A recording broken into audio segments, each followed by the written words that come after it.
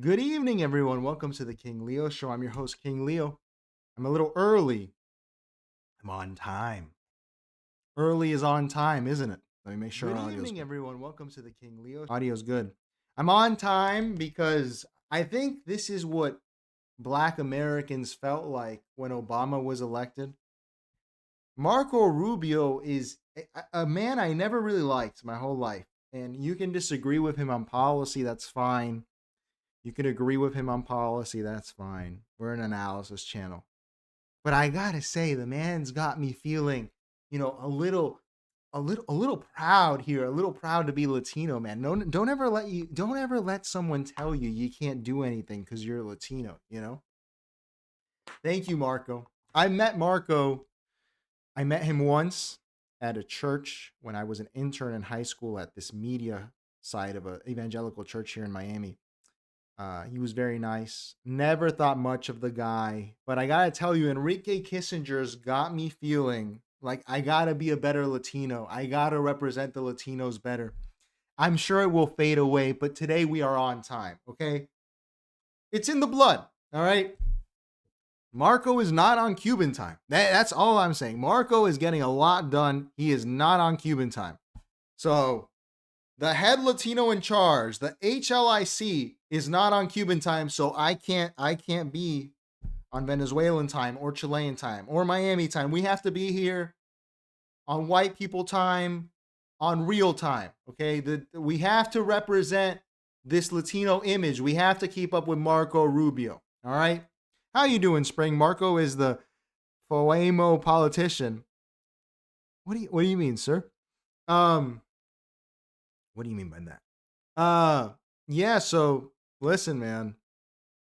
Marco, I am showing out for you, man. You're making me proud to be Latino. I feel like we've had a rough last year. And this year, a lot of people are praising him. Marco Rubio, whether you agree or disagree. I'm just, people like us. FOMO. I'm sorry, man. I'm Latino and slow. That one goes over my head. So please lay it out for me, my friend. How's everyone doing? We have a lot to get through tonight. The title did not fit everything that we need. We're going to look at Iran. We're going to look at Venezuela. We're going to look at Colombia. We've been covering Venezuela for months on this channel because I know. So we have to get this done. Let's do this. All right, we have a lot to get through in addition to the ICE shooting, which was pretty wild. How you doing, Robert? He's got my vote for president. FOMO, fear missing out plus phone part. Oh, I got you, Spring. I got you. Robert says he's got my vote for president. I do think that obviously on the show we talk about the influence of Benjamin Netanyahu in particular. And I think he is picking favorites with Marco Rubio. I don't think this is Marco Rubio is incredibly talented. I have to give it to him. But I do think that they have soured on J.D. Vance, the people in charge. I'm not saying just Netanyahu, but the MAGA coalition, the people there, and they're starting to see, hey, this is the guy who can bring things forward for the interests of the United States. Netanyahu probably sees him as the guy who can go forward with the interests of Israel. And if you have the support of Netanyahu, man, you are likely to succeed. It's just the truth. From our analysis, that's what we've seen. The guy cannot lose. So that's what we got to see. Let's get through the plugs and we'll get into it because there's a lot to cover. Really quick, here is our Discord server, which is active. We're growing. Here's the Patreon, $5 or $20 a month, whichever one you feel gets you access to the King Leo Movie Club. And here is the What Would a Postmodernist Do bracelet available on Ko-fi. The link is in the description for all of these things. The Discord's getting kind of active, man. It's kind of active. So we have to make good time. How you doing, Mr. Elu? Trump said Marco Rubio was Sheldon Adelson's candidate in 2016. I don't doubt it. The man knows how to. He knows how to really fight for Israel. This stuff in Iran, it might actually go somewhere. And since he's Cuban, he's a guy who takes a lot of interest in Latin America too. I mean, this is what sets him apart. Is a lot of the Cuban diaspora politicians in South Florida, You won't find this commonly, but you'll find that maybe 5% of Miamians that are anti-communists will whisper in your ear and say they're all full of shit. They just like to get elected on this stupid rhetoric of we're going to get rid of Cuba, we're going to get Fidel out, we're going to get Diaz-Canel out. This has been said for years. And Marco Rubio is the first guy to deliver on this to that population. And it's something to behold.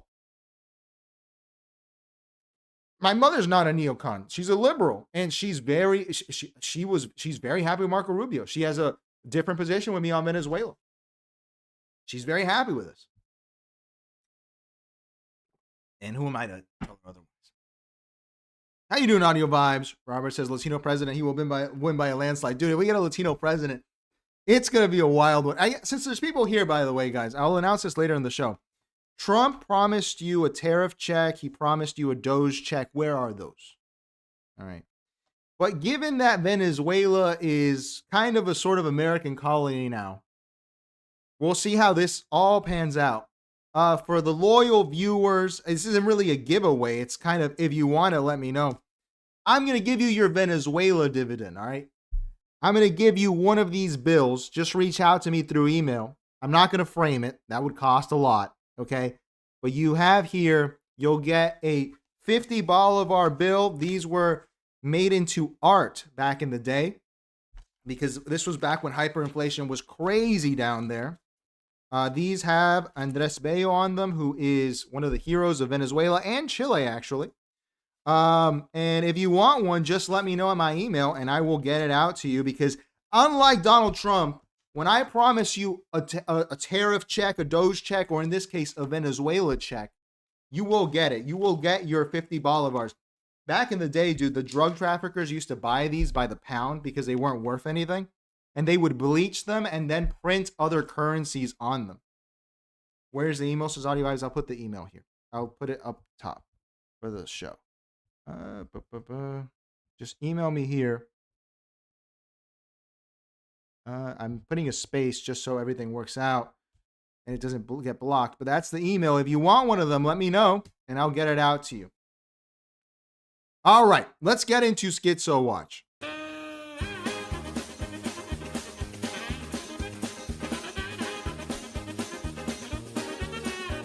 Okay, so we have to start here with a man I brought up yesterday, who I'm so happy more people are realizing is a clown.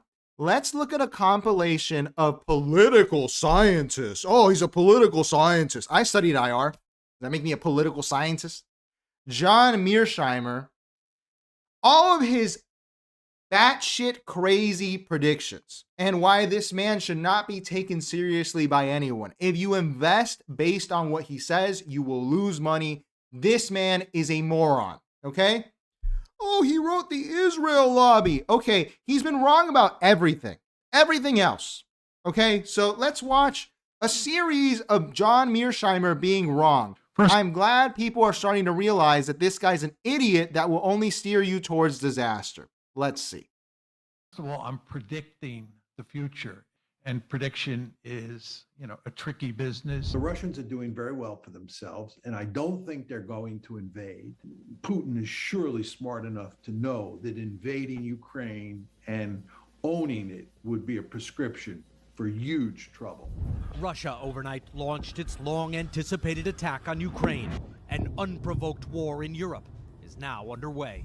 What about the state of Israel? And with regard to the axis of resistance, it's in a long-term war that shows no signs of going away. And so, with Nasrallah and Assad gone and Tehran's militias in Iraq appearing to be living their last days there, the Iranian proxy program has almost entirely collapsed.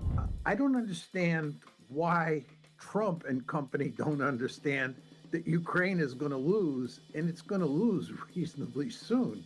It's a new year, but not much has changed for Russia or Ukraine. Both sides continue to trade blows in the battle as well as on diplomacy. So what I worry about is not the Iranians getting nuclear weapons and using them against Israel. I worry about the Israelis using nuclear weapons against Iran when Iran is in the process of acquiring a deterrent. President Trump says Israel and Iran have agreed to a full ceasefire taking effect in just a few hours. Israel is the big loser. Israel is in really serious trouble today, and there's little hope of getting away from that moving forward. Second, that the Americans are also losers, but the winners are the Iranians. People cheered in Tel Aviv celebrating this milestone moment. President Donald Trump declared a dawn of a new Middle East. Iran's Supreme Leader Ayatollah Ali Khamenei has a plan to leave Tehran if his regime collapses. The report comes as demonstrations continue to spread nationwide, marked by increasingly open defiance of the Islamic Republic. I'm simply going to tell you, based on a lot of experience thinking about these issues, what I think is going to happen. You know, you can talk about maybe sending in special forces teams that can decapitate the regime. First of all, Maduro is going to be very hard to get at. He knows you're coming after him, and he's going to do everything he can to hide. I wouldn't be surprised if he tried to work out a deal with Maduro. Major breaking news. Venezuelan dictator Nicolas Maduro has been captured by U.S. forces. President Trump confirming the large-scale U.S. military operation overnight. I find it hard to believe that he's going to do anything substantial from a military point of view against Venezuela. Shameless. He will never apologize. He is a liar, because at this point, if you are this wrong, it means you're a liar. You have lied to people. If you're wrong, you admit you're wrong, and then you apologize and go on a meditation retreat. I have never liked Mearsheimer. I had to read him in college. And even in college, as a dumb 19-year-old, I was like, this guy's full of shit. What are his famous essays? Let's see. What are Mearsheimer's famous essays? Let's see his famous essays. What's the most famous one? Mearsheimer books. I'm sure it was an excerpt of something. Yeah, I read excerpts of The Great Power Politics and How States Think in college. And I was reading this, and I've always hated international relations because it is such a full of shit field. From my first day in class, they kept talking about the three theories: constructivism, liberalism, and realism. And I'm going, what is this? You guys think this is fucking baseball? You think that's sabermetrics out here? This is the real world. What are we talking about? And I was right, and they were wrong, because I called this guy out. I remember in class, I was like, this doesn't make sense. This is stupid. And the professors, he's John Mearsheimer. He's a genius. Who are you? You little spick? You think you're smarter than John Mearsheimer? Guess what? I was right. I was right. Piece of shit. Total liar. Robert says Trump made a good move by taking on those ships from Russia. We're going to talk about that. Mr. Elu says, what was the CIA position on the Russian invasion of Ukraine? I'm not sure what it was, sir. The Ukraine coup, I have a friend who's really into it, and he's explained it to me before. The coup, or the Maidan revolution. He's very pro-Ukraine. He's been pro-Ukraine from the start. And he gave me a great breakdown, but it was a very complicated breakdown, so I'd have to brush up on that. But I'm sure the CIA was very pleased with what happened, but as well as the people of Ukraine, whether we like it or not. Here we have the memes that are coming out of the Maduro capture. Right away. Yeah, I'm going to do it, bro. I'm going to do it, bro. Yeah, Mr. President, don't worry. I got you. Venezuelan corto. Puto! ¿Qué estás haciendo la verga? ¿Qué pinche arepa? What? I don't understand, bro. Hey, President told me to come for you, okay? Take it easy. Compadre, estás leyendo el chorizo, compadre, por favor. I'm gonna take you home, okay? Dale, camínale, güey. Camínale, corto. Camínale a la verga. Hey! Pinche madre en viejo del padre, güey. And that's how we gonna get a lot of pinche petroleum, a chingo de gas, free gas pa' abajo, a lot of pinche putas y la verga, okay? Love you guys. And that's how I fucking became rich and shit, man, okay? Because I'm now the president of Venezuela, me. Ay, hijo de puta madre, viva!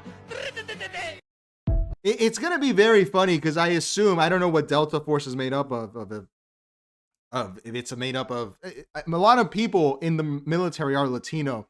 So you're going to have American Rodriguez's, Gonzalez's, Garcia's walking around Venezuela, possibly. Or even the people in the raid, were they just talking to Maduro in Spanish because maybe a quarter of the team was Latino? It's not an unusual thought. I'm glad to see this here. Someone brought up what we covered here, which was Tucker Carlson's ridiculous promotion of ayahuasca on his show.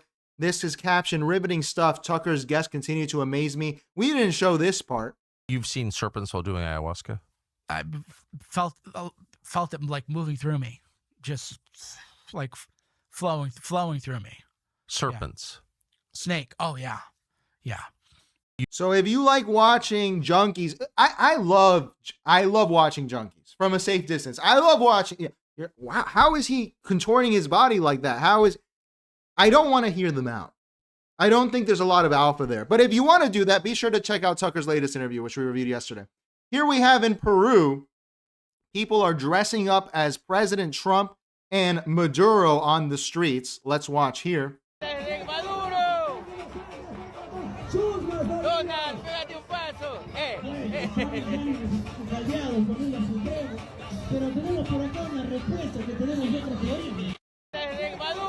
So Nike stock, you should buy it, I guess. Not financial advice. Whoever makes the MAGA hats, this is going to be strong in Latin America. People are going to be pulling up in the Maduro fit. Let's see here what our Secretary of Health posted. Secretary of HHS, RFK Jr. The pyramid doesn't work. We've already tried it. It's upside down. What? Sir, the pyramid is upside down. Turn the pyramid upside down. You can't be serious. That would put butter and fat at the top of the damn food pyramid.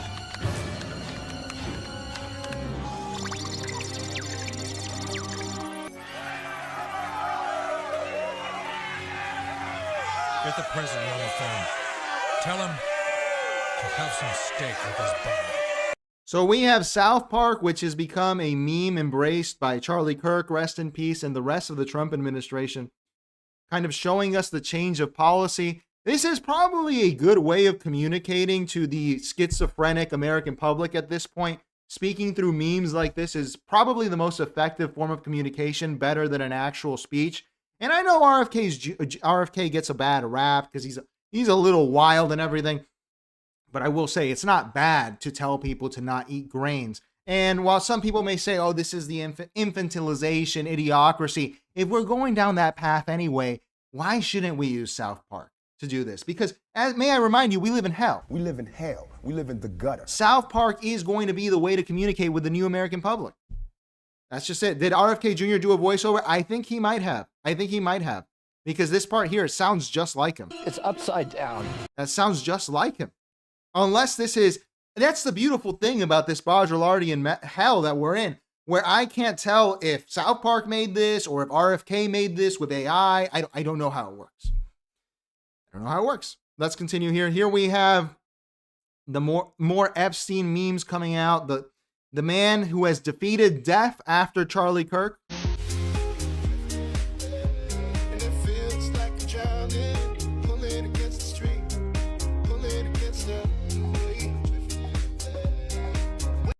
You know who would be the smartest person to profit from this Epstein thing? Would be any of the designers whose clothes he wore. If they start using him, Rolex famously, I actually can't confirm, I don't know for sure, but there are mock-up Rolex ads of Che Guevara and Fidel Castro wearing Rolexes. So if you show, it's like Maduro in the Nike tech. If you show Jeffrey Epstein and Polo Ralph Lauren purple label, what, the best one? I wouldn't be surprised if you see a whole lot of sales come from it. How are you doing, 112? Let's continue. We're making good time. This I brought up to do a little gloating. We love to do a little gloating on the show. We love to gloat. I was right about Netanyahu. I was right about Valentina Gomez. I was right about Venezuela, okay? Because it's an analysis channel where we don't do stupid takes. We try to analyze things. I told you guys my Jair Bolsonaro story when I met his son and I said they would end up in prison if they not get rid of Lula, and he just laughed me off. Here he is here. Alexander de Moraes does not authorize Bolsonaro's trip to the hospital after the former president fell and hit his head in the cell, alleging absence of urgency and no need for new hospitalization. Here is the judge that said this, and here is Bolsonaro. Again, fuck you. I told you this was going to happen. I didn't even like you. I was giving you free advice, Jair. I was giving your son free advice. I don't even like you. I don't like you. I don't like Lula. I don't like any of you. I was giving you, as John Mearsheimer would say, some real politique, some realism, and you didn't take it. And now you're in jail and you fell and hit your head. And guess what? Better you than me, bud. Fuck you. That's what you get for not listening to me. Este niño, él pensa que él sabe melhor que eu. Eu sou o Supremo Comando da Brasil. Eu sou Fuck you, dude. Go speak Russian Spanish somewhere else. You're in prison where you belong for being an idiot. Here we have a vintage Maduro clip. This is pretty funny. I remember when this came out, Maduro was taking questions and a Chinese reporter started speaking to him in English, and he requested he speak in Mandarin because everyone understands Mandarin. So let's watch here. I'm the journalist from Hong Kong Phoenix TV. So my question is, you have mentioned... No hay traducción. 没有翻译。 Habla mandarín. Yeah. Porque no hay traducción del inglés. 你好，我 El nuevo mundo. Hola. He was a funny guy while he was in power, man. He was a funny guy. It's a new world. We speak Mandarin. Do you have the invisible planes? We'll get into that. Here we have breaking news that the New York Giants have hired Nicolas Maduro. This guy's becoming an icon, a style and American icon in prison. Noriega didn't get this. Who's gotten this? El Chapo? Pablo Escobar? Not many people have become icons like this in prison. Donald Trump got this.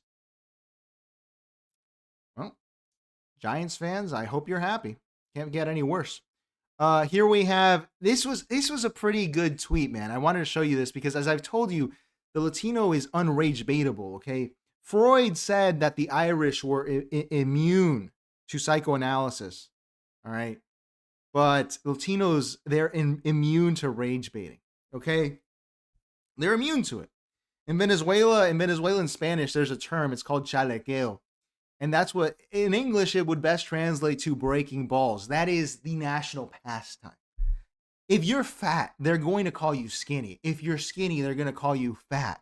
If you're black, they'll call you white. If you're white, they'll call you black. They are going to get your goat. And you learn to not get your goat got, because if you get your goat got, then you're going to be called short fused.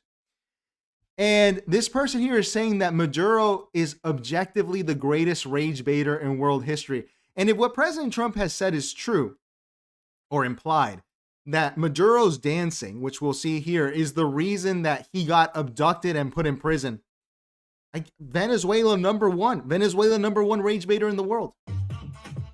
Please, please, please. Yes, please. Listen to me. Yes, please. Peace forever. Peace forever. Peace forever. Esto se llama lenguaje tarzaneado. All right. Now he's in jail. Rage baited. He flew too close to the sun with the chalequeo, dude. He flew too close to the sun. Here we have, apparently, I don't know if this is true or not. I don't play Fortnite. They have added Nicolas Maduro to Fortnite in the Nike tech. They added Maduro to Fortnite. What the fuck? That's crazy. Let's get to the battle bus. Hell yeah. Let's fucking go. Imagine killing someone at Twisted Towers with the Maduro tech on, with the Maduro fit. I have to show you this. We have great content coming up. I'm going to do a whole episode on Tucker, and now we have the excuse. I've been wanting to. My producer's been begging. Please do an episode on Tucker. We need to analyze him, and he's right. He's not wrong. Look at who he interviewed. I told you Fishback was important. I'm going to gloat a little bit. I told you guys Fishback was important. Why did I say it? Because he is. Look at that. That's coming. And finally, I think we need a little bit of Fuentes here. I was very pleased with him yesterday, eliminating Vivek Ramaswamy from the political scene. How you doing, 112? Here he is embracing his Latin roots. I think Marco Rubio's got all the Latins feeling some kind of way. We are a proud civilization. We are another race. We are the cosmic race. We are something. Okay. And Even Nick Fuentes, who is described as a white nationalist, is embracing his Latin heritage. Latino, third gen here. Grew up as a no-sabo, hated by my own kind. Till this day get poked at for being white. I agree with everything, Nick. Work 3 jobs and feel heard with your takes. Just wang. Hey, man. Hey, what's up, my fellow I have a little soft spot for my fellow Mexicans that turned out darker than me. I could have turned out as dark as you. I have pity for the poor bastards. No, I'm kidding. I'm kidding. We love Mexicans. Half my family's Mexicans, you know? I go to the picnic. I embrace them like they're my own, because they are. I joke around, but good to hear from you, Nazism, buddy. not globalism. Sent $20. Generational run continues. You got a whole segment on you starts 107. It's annoying when they say grow-uppers are a bunch of white dudes. I'm in Chicago and the Mexicans love you, Lil Viva Nicholas Fuck Fuentes. yeah. Yes, they do. The Mexicans do. I'm one of them. I have one foot in both worlds. I'm in the white world. I'm in the Mexican world. Latinos love me because I'm one of you guys. I'm one of you guys. I'm a Latino that was for Trump. Now I'm a Latino for, we can't say it. Not after the Tucker cost. Luke sent $30. As a fellow Mexican, I just wanted to say how much my abuela and I love the show. Let's you remind me so much go. of my abuela. Thank you for being a role model for I people. love the abuela. And dude, I actually do love Mexicans. I have love for the Mexicans. They're good people. Honestly, the Mexicans they're good people. The patriotic ones, not these like psycho leftist ones that want to destroy America. There are, let's be honest, we don't want America to become Mexico. That being said, a lot of the Mexicans that came here are very patriotic and very Catholic, and they just want to work hard, you know? That's not to say we don't have to deport a ton of people. It's not to say we want mass immigration, but Mexicans are good people, so I appreciate that. We love them. We love the Mexican people. Kobe 805 sent $107. Great It's spirit. over. Cristiano Ronaldo showed up to Trump's dinner. Marco Rubio, the Latino Obama. He's got the Latinos feeling a kind of way, man. You know, Kanye said famously that he was going to make sure light-skinned guys would never be back in vogue after Drake's success. But I think that Marco Rubio, watch out. The Latinos are rising. The Latinos, we're being taken seriously. I'm very glad to see that we have an authentic Latino neocon who's making us cool. What? Who would have thought? I would have thought it would be, I don't know, like Selena or Pitbull. No, it was Marco Rubio, a Cuban guy from Miami who became Secretary of State. What? Mr. Elu says Marco Rubio's Latino mod. My America. My Arrakis. It's just 112 says you're Israeli lost tribes, maybe. We built the pyramids. The pyramids, they're in Mexico. They're not in Egypt. We built the pyramids, okay? The British came looking for our lost civilization. We are descendants of Kon-Tiki. We are descendants of the conquistadors. We are descendants of the indigenous. We are descendants of the Pomonas. It's a good time to be Latino. 112 says medieval Irish and Spanish legends such as the Libor Gabela Aaron described a group called the Milesians who lived in Spain, specifically in the city of Brigantia, for many generations before moving to the British. I didn't know that. I know about the Black Irish. Whenever I meet an Irish person with black hair, I'm like, you're Black Irish. And no one has ever asked them that. Usually like, what? Oh, you know about them. They're like, yeah, dude, you're Spanish. I know who you are. Crispy says Rubio with the lisp. He does have a bit of the lisp. But hey, I think it's better representation than I will never forget this. What is this guy's name, dude? The Latino Democrat Congress guy with the twin. Julio and Jaime, I think. When he was cooning, or as someone said it to me, mapacheando, which would translate to raccooning in English. He was jumping around in a bouncy car to get votes. Just taking the Latino image and putting it in the toilet. What? You're a cholo?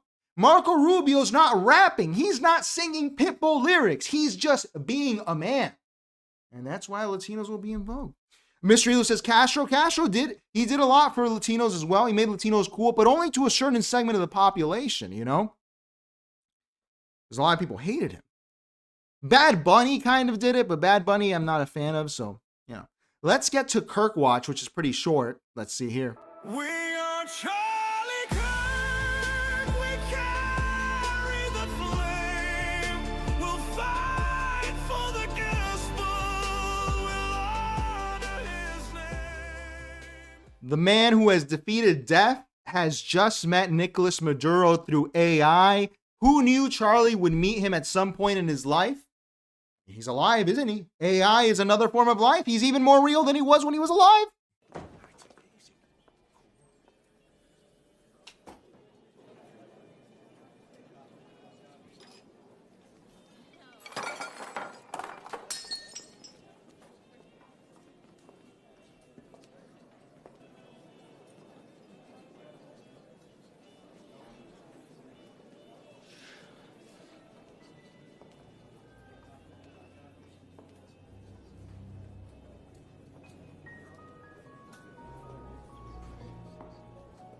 Luigi.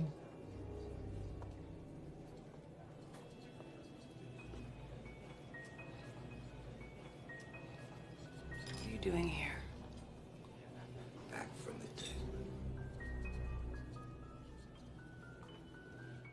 dead. The kids, man, they're having fun. I told you that the people who would miss him most were his detractors. People can't get enough of him. They can't get enough of him. Rest in peace, sir. And here we have his wife. His wife, who we have been very critical of on this show. I started to soften on her because I saw the genius. I saw the vision. I saw you, Erica. I understand what you're saying now. You are just grifting. I get it. But does this grift go too far? Here she is in her new dress with the tiger labubu. I don't know what this is. I don't know what this is. Let's see what she has to say to the young woman out there. So I'm here to say welcome to the spiritual war. If you're not aware of it, put on the armor, stand your post, you're a woman of the word. And when you feel isolated or unseen, go back to that blueprint. Ruth, Deborah, Hannah, Esther, Mother Mary, any of them. Go back to the blueprint. Fix your eyes on Christ. Because this is not for the faint of hearts, this spiritual battle. And yes, these women that I talked about, they were in different times. They were in different cultures. They were, you can't really relate always to their context. But what you can relate to... Look at all that bling. Look at all this bling. ...is that they said yes when they didn't see the full picture. They had no idea how history was going to write out their yes when they said yes to God, but heaven did. Heaven knew exactly what was going to happen. So I want you to take heart. We are approaching Netanyahu levels of heel behavior here. This is, I have to admire it. You get criticized for putting on the bling, for putting on a show, for not mourning your husband. Guess what? I'm showing up in the Barbie dress. I'm showing up with 20 racks on one wrist. Showing up with my hair done, makeup done, face caked up. Can you say the same? Would you have the strength? The strength! It hit me like a diamond bullet. The strength to do this is really something. I used to call her the evil woman. But now I have to respect it. I have to respect it. This is Netanyahu at the UN levels of behavior. This is someone who loves the hate. This is really something. Erica Kirk, I misjudged you. I thought you were trying to be sincere, but I'm sorry, Baudrillard. I fell for the reel. I got sucked into the reel. Baudrillard apology form filled out. Leo, offense. Fell for the reel again award. I'm sorry. I thought it was real for a second, but even death is not real anymore. Only pain. All right. Time to get to our main stories. What do we start with, man? What do we start with? Iran. Do we start with Cuba? Interesting. Let's start with ICE. Because I have to give you some important historical context here. Okay? Because a lot of people are irresponsible. How you doing, Just Jerry? A lot of people are irresponsible. All right. And that's not what we aim for on this show. On this show, it's analysis. And I try to be as responsible as possible. I'm not going to sell you a pipe dream. I'm not going to sell you smoke. I'm going to tell you what we can expect possibly based on historical analysis. Okay. Why? Because it's not because I'm a good guy. It's because what is the point of doing anything else? Otherwise, you're just driving people nuts. If you want to be driven nuts, there's a whole episode of Mike Cernovich talking about how ayahuasca is great on Tucker Carlson right now. You can go watch that. Go make yourself nuts. Go, I'm going to become retarded. Go do that to yourself. We are trying to understand what's happening here. Okay. So if you're not aware, we haven't covered it much because Venezuela took over. In Minnesota, there's a big scandal. And this scandal is, the reason I have to do this is because it explains some of the heat that's going on. This scandal is based on Somalis who are setting up daycares that are possibly fraudulent to collect government money. We covered it in the context of Netanyahu, who used this in order to farm an online campaign against Somalis by saying that this money was being used in order to be sent back to Al-Shabaab, if I'm not mistaken, or Al-Qaeda. These funds were being used by terrorists. I don't know if that's true. I don't know if that's false. It doesn't really matter here. So there has been this ongoing war since he ran against him between Tim Walz and Donald Trump. Tim Walz said that you should sell your Tesla stock. You shouldn't buy Teslas, attacking Donald Trump every other day. Donald Trump has insinuated that he's a homosexual. And this scandal has gotten into Tim Walz's sphere because he's a representative that is part of the state where this scandal is taking place. And in recent days, we saw here he's the governor, that here Donald Trump released this AI video to make fun of him. His nickname for him is Tampon Tim. I'm Tampon Tim, the people's friend. Free tampons for all the men. Daycare's full of kids, well, kinda. But the money goes to my dear friends from Somalia. Hey, hey, hey, hey. Fraud all day. Billions gone astray. Ghost kids, no one's there. Welcome to Tampon Tim's Daycare. Tampons in the boys' room, that's my plan. While my friends cash checks across the land. Feeding our future, what a name. Empty buildings, still the same. Hey, hey, fraud all day. Billions gone astray. Ghost kids, no one's there. Welcome to Tampon Tim's Daycare. Tampon Tim, hey, Tampon Tim fraud. So I'll tell you from experience in Florida, the governor does actually matter for, I only know it in the context of Medicaid and Medicare. For that kind of fraud, the governor matters. I'm sure it matters for this as well. So this has been an ongoing war between the two. It's two big egos, Tim Walz, maybe a little smaller ego, fighting. Okay, so things are up in Minneapolis. There have also been pushes against ICE. People have been angry at ICE being there. It's just been part of this heating up of the whole country. Okay. Now, what happened today, and I'll show it to you. I debated whether I should because you guys know my policy on snuff films, but you don't actually see any blood or anything, but I think it's important for the context. This is what happened today at an ICE protest. Let me make myself big here first. Please don't go to an ICE protest. I'm anti-protest completely. Protests are stupid. Don't do it. But please don't go to an ICE protest. I don't understand why Americans think that they live in a movie. If you go up to cops and you start provoking them, cops are not your friend. Cops are never your friend. Do not talk to the cops. Do not interact with them unless you have to. Cops have guns. Cops have qualified immunity. They have all sorts of ways of getting away with killing you. Do not do this. Fair warning. Don't do this. Guys, if you're really passionate, I don't know, start an NGO or something. Do not do this to yourself. You could end up in this situation. When you mess with cops, it becomes a problem for you. So an ICE officer shot a lady in an SUV as she was driving away. Of course, the police is going to claim that she was trying to ram them. And you know what? That's fully within their right.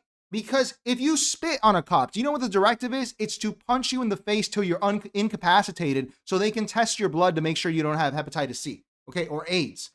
Cops have very explicit directives, and they are a people who can use violence. It's just part of the job. And this is what happened this morning. Let's see it here. It's very tragic. Let's watch.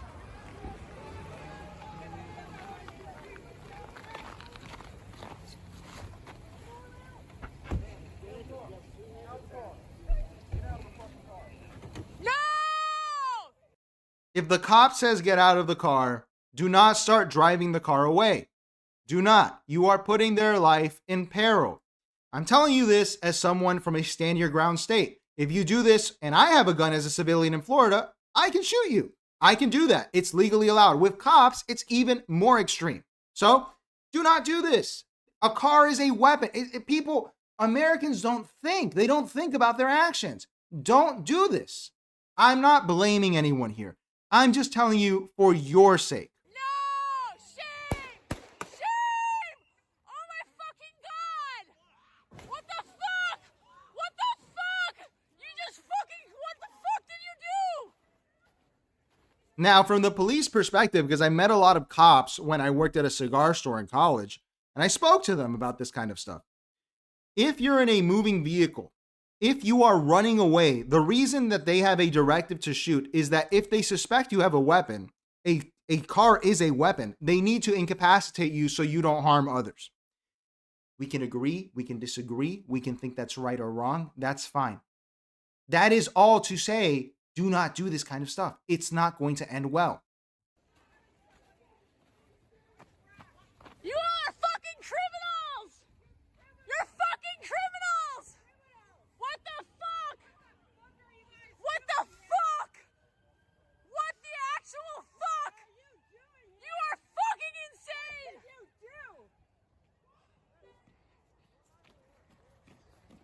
What did you do? You! Shame! Shame! Shame! Shame! Shame! Americans think they live in a movie, dude. What, you're going to yell Game of Thrones quotes at them? And what's going to happen? Captain Marvel's going to come out of nowhere and save everyone's life? What are you doing? Why would you do this? This is stupid. They just shot someone. Why are you not leaving? You know who knows this stuff well? Are minorities. Minorities run from the police. Okay? If they see police, they get away from them. This is Latinos and Black Americans in my experience. I myself, I don't like to be around police. I walk away. I don't run. Running implies guilt. I walk away. Why? Because why would you provoke someone with a gun that has an ability to shoot? I'm not saying whether it's right or wrong. It's indifferent. This woman is dead. It's tragic. Rest in peace. But don't do this. Walk away. Yelling Game of Thrones quotes is not going to make Captain America come out of the sky and save you. Thanos isn't here. This is real life. People get hurt and die. Shame! Shame! Shame! Dude, what's happening to her? What happened? All right, so there you have it. It's a very tragic event. The young woman died. I'm sure she was passionate for the rights of people who don't have documents in this country. Stupid way to die, man. Stupid way. Do not do this to yourself. Don't do this to yourself. But what happened after is tension started to flare up. Here we have a little bit of a video here where CBP agents were confronting an Uber driver at the airport in Minneapolis, and he copped an attitude here. Listen, it's like liberals are becoming sovereign citizens. Sovereign citizens are classified as terrorists. These are the people that if they get pulled over, they start talking about how nautical law and the Articles of Confederation make them exempt from police searches and arrest and all this. This is crap. Okay? Don't do this. If you want to become a sovereign citizen, it's stupid. Don't do that. So copying an attitude here with CBP, which has a higher level of, what do you call this? It's not even ability. Like, these guys are going to be protected. They're feds. You don't mess with feds. You're going to start fighting with them. Sovereign citizens used to do this all the time at internal USA checkpoints for CBP. Can I see your ID? Why the hell would I show random people my ID? You want to steal my identity? Where's your ID? Let me check if you're a US citizen. How about that? Man, you guys better move on, man. Look at this motherfucker. A4. What kind of name is that? Alcohol 4? What's your initial? Right here. It ain't over there. Malcolm X gave the best advice for people who are vulnerable to the police, which is you're behind enemy lines. Behave accordingly. Okay. And that, I don't racialize it. I say this for everyone. Whether you're white, black, doesn't matter. A lot of white people think that the police are their friends. Do not interact with the police. Don't interact with them. Mr. Elu says, don't interact with feds, lawyers, and journalists. Absolutely. Great third world advice. This idea of I'm going to stand up for my rights, do not do this. It's not a good idea. If you really want to stand on principle, go ahead and stand on principle. I hope it works out for you. I really do.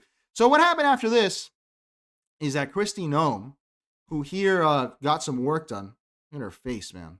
So the lady is crazy looking. She, our head of DHS, found out about this shooting, obviously. Okay? And she gave a statement.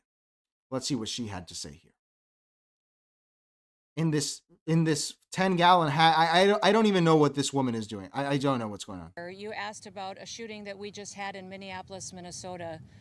It was an act of domestic terrorism. What happened was our ICE officers were out in an enforcement action. They got stuck in the snow because of the adverse weather that is in Minneapolis. They were attempting to push out their vehicle, and a woman attacked them and those surrounding them and attempted to run them over and ram them with her vehicle. An officer of ours acted quickly and defensively shot to protect himself and the people around him. And my understanding is that she was hit and is deceased. We're continuing to gather more information, but this goes to show the assaults that our ICE officers and our law enforcement are under every single day. These vehicle rammings are domestic acts of terrorism. We're working with the Department of Justice to prosecute them as such. We will continue to protect our ICE officers. You may say that's insensitive. That's wrong. She shouldn't say that. How do we know they were domestic terrorists? To quote Jack Nicholson in The Departed, cop or criminal, when you're facing a loaded gun, what's the difference? Who has the power in this situation? Does the government have the power or do you have the power? The government has the power. So why wouldn't you just act accordingly? Act accordingly. This statement that Kristi Noem said is completely plausible in a court of law. I'm not a lawyer. My mother's a lawyer. Roman law, but it's still very similar to common law. I know lawyers. This is a perfectly reasonable defense that at least a third, but probably 70% of the judges in this country are going to say is okay, especially under the Trump administration, where judgeships are up for grabs. So why would you do this? Why would you do this? What happened after, and this is where the historical context comes in, is that the mayor of Minneapolis, Jacob Frey, came out with this statement here. And a lot of people are saying, oh, this is unprecedented. Oh, this has never happened before. It has. And I'll tell you how it ended, okay? Let's watch here Jacob Frey's response. To ICE, get the fuck out of Minneapolis. Your stated reason for being in this city is to create some kind of safety, and you are doing exactly the opposite. Somebody is dead. That's on you. This was an agent recklessly using power that resulted in somebody dying. To the family, I'm so deeply sorry. We're going to be working towards justice as quickly as we possibly can right now. And justice is what we've all got to get. We're going to make sure that in this very difficult moment, we do not take the bait that these ICE agents are trying to create and that the federal government, to be clear, wants. People are going to want to exercise their First Amendment rights, but please do so safely and lawfully to ensure that we do not have any further tragedy in this city or destruction. We can show them the kind of courage, bravery, love, and compassion that makes Minneapolis. Let's unite around hope and love and peace and getting justice. So saying, let's replay just the beginning. To ICE, get the fuck out of Minneapolis. Saying to ICE to get the fuck out of Minneapolis, and then saying that this mayor is going to get justice.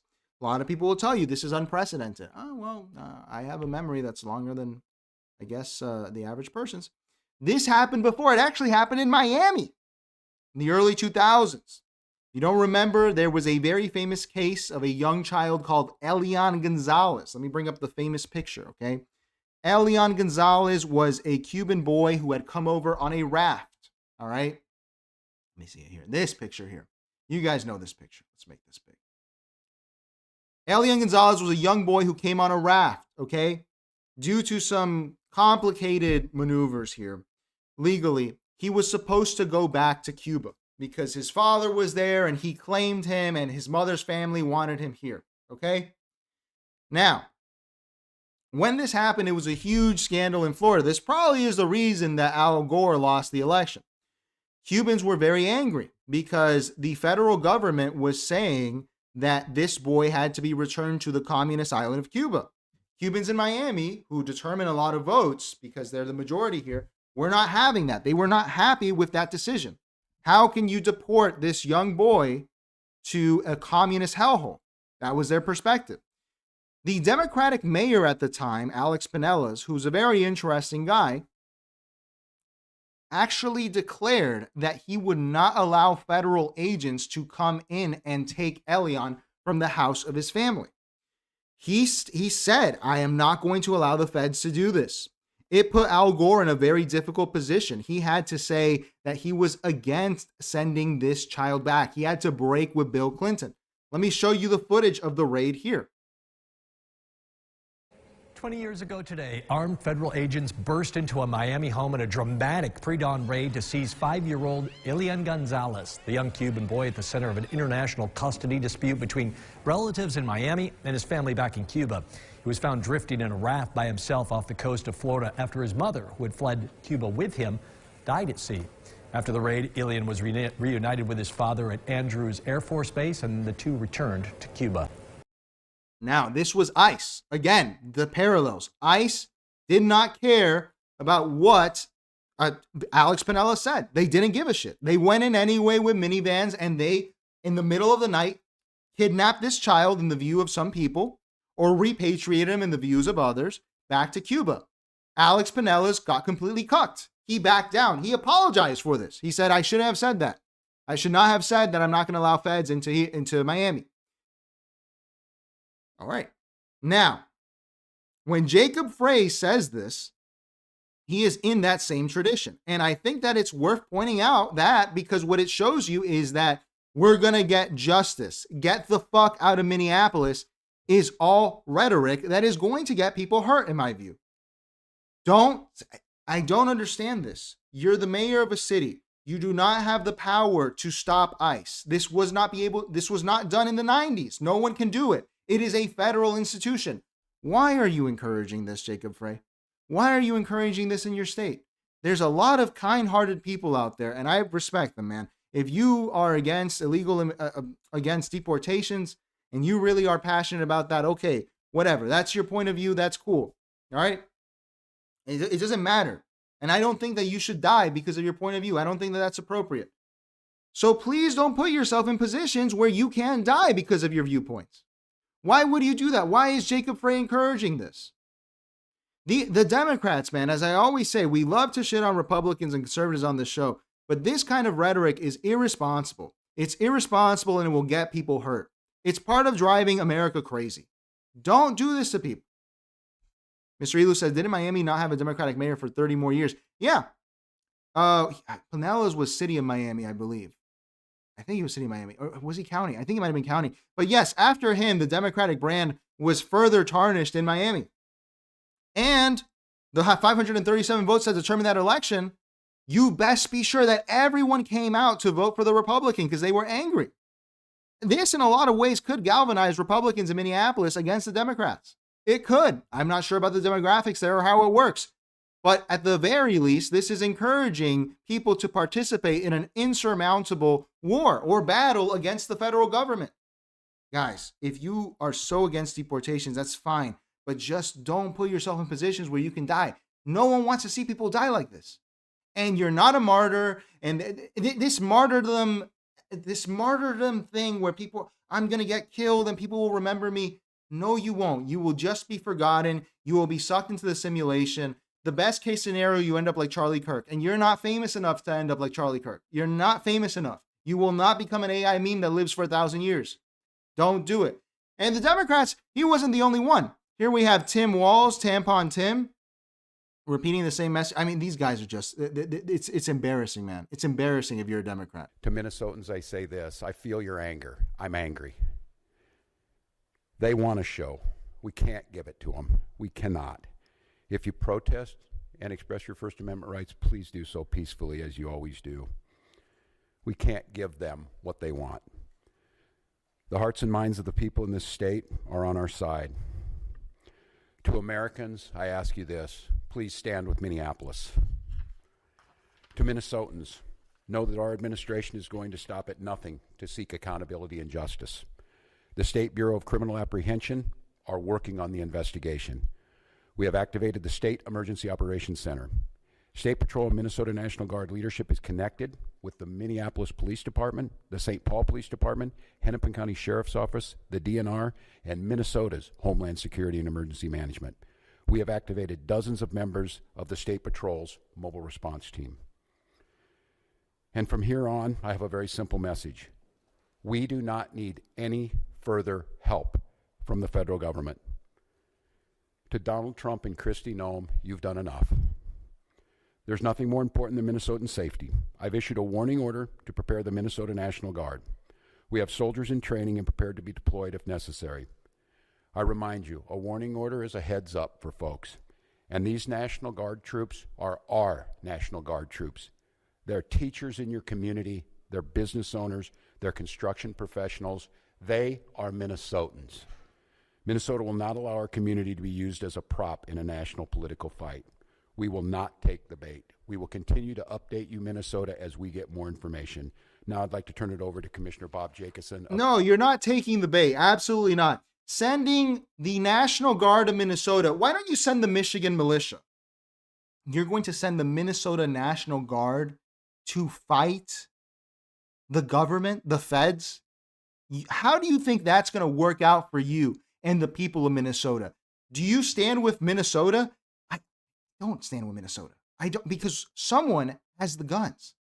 Someone has the guns and someone has impunity, and that's the feds. Why would anyone stand with someone who is going to lose this battle 10 times out of 10? It's pathetic. It's pathetic. It really is pathetic.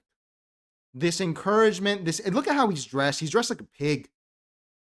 This is pathetic. It's dangerous and irresponsible. Mr. Elu brought up, George Wallace was another example from another era. George Wallace, segregation today, segregation tomorrow, segregation forever. Well, what happened? LBJ sent troops and they put people in schools with bayonets. All right? You're not going to win this one, and this is just irresponsible, and it's going to get people hurt. Thank you, Tim Walsh, for this. Here, John Fetterman, who has brain damage, and I'm not a fan of, I think he dresses like a pig as well, actually came out with a moderate position. What happened with this ICE officer and the shooting in Minneapolis, and that you've been supportive of the work of ICE over the past year. Do you think that they were at fault here? I mean, it's devastating. I mean, it's absolute tragedy. My heart goes out to her family. I mean, I don't know the circumstances. I haven't seen the actual video, but a life is lost. I mean, it's a tragedy, and absolutely. And my views, I support ICE about deporting criminals. I don't support and understand if you want to target otherwise hardworking people. I don't support that. I never have on that. I remain pro strongly immigration, and that's never going to change. So here we are now, where a woman's dead, and that's tragedy. And we'll know the circumstances. I'm not going to make any judgment other than just express my sympathy for the family. I mean, just what a tragedy. The mayor of Minneapolis says that ICE should get the F out of their city. Do you think they should get out? I mean, I'm not that close to the kind of violence and the tragedy, so I don't want to judge that. But for me, I think it's all probably always more helpful to turn the temperature down and just withhold, the kinds of extremes, to say, hey, let's everybody, turn the temperature down, honestly, whether that's coming from How is it that the Democrat with literal brain damage is the only person who's speaking like an adult here? How is that possible? The guy, I've shit on this guy for a year at this point. This channel's like a year old. I've shit on him for a year because I don't like how he dresses. I think he's stupid. I don't like him. A man with brain damage is giving the best advice. What does that say about the rest of this party? What does it say about it? Please explain it to me. Please explain it to me. A man with brain damage makes more sense than Tim Walz and Jacob Frey. Here we have Zoran's reaction. Let's play our Zoran card. Are you a communist? No, I am not. I don't think that we should have billionaires. No, I call myself a democratic socialist. No, I have many critiques of capitalism. There must be a better distribution of wealth for all of God's children in this country. What I'm focused on is making the city affordable for everyone, not to win an ideological argument. So Zoran had to come out and speak here. Zoran, who we followed his campaign. So far, the governorship is the mayorship, it's I haven't really seen a whole lot, but it's all right. You got to give him time. He is being seen as this is what's interesting here. He's being seen as some sort of spiritual leader for the Democratic Party right now. I don't think he's being seen as an actual leader, but a spiritual leader. He can become an actual leader, but right now it's more spiritual than anything. And he was asked to comment on the situation. Let's see what he had to say. First, just want to make clear that the news coming out of Minneapolis is horrific. This is one part of what has been a year full of cruelty. And we know that when ICE agents attack immigrants, they attack every single one of us across this country. And this is a city and will always be a city that stands up for immigrants across the 5 boroughs. And I have made it clear to everyone within my city government, and that extends to NYPD, that we are going to uphold our sanctuary city policies. We are going to adhere to them. That is why one of the 11 executive orders that we signed was to repeal the previous administration's order to allow for collaboration with ICE on Rikers Island. What we are going to be doing is following the laws that we have set, laws which have kept New Yorkers safe. And we are going to make it clear to each and every person in the city what their rights are. That's why we took the time to make a Know Your Rights video, because it goes back to the earlier question. If you don't know of your rights, then how can you be expected to actually use those rights? So we are going to take every opportunity we have to inform New Yorkers of what they already can do, and also to make it clear to our own city government agencies and departments across the board, including NYPD, that we are not here to assist ICE agents in their work. We are here to follow the laws of New York City. All right. I mean, it's okay. It's okay. It's okay. Right? I mean, it's fine.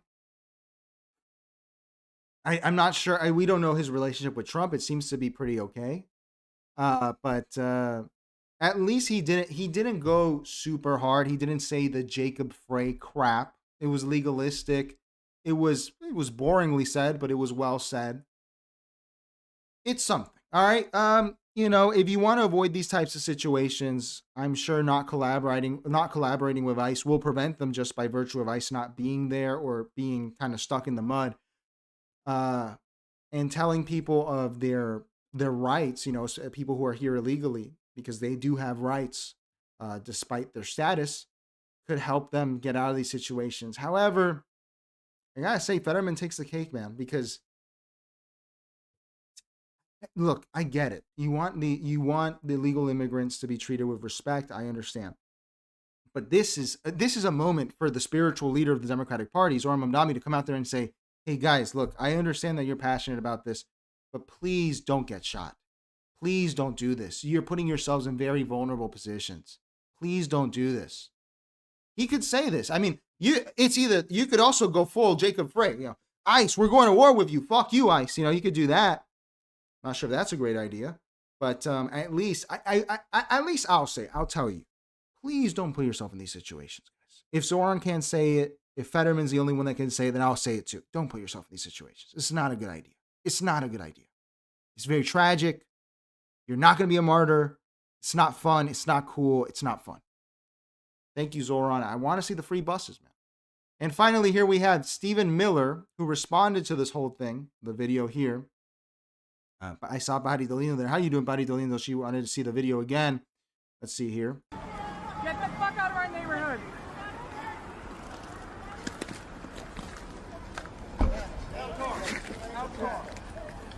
This is another angle, I think.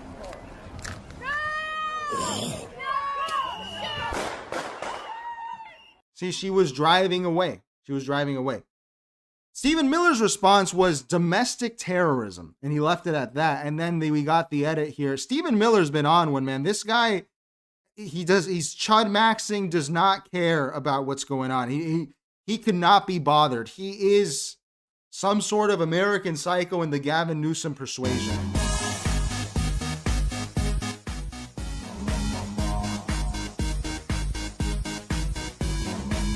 I wanna hold them like they do in Texas, please.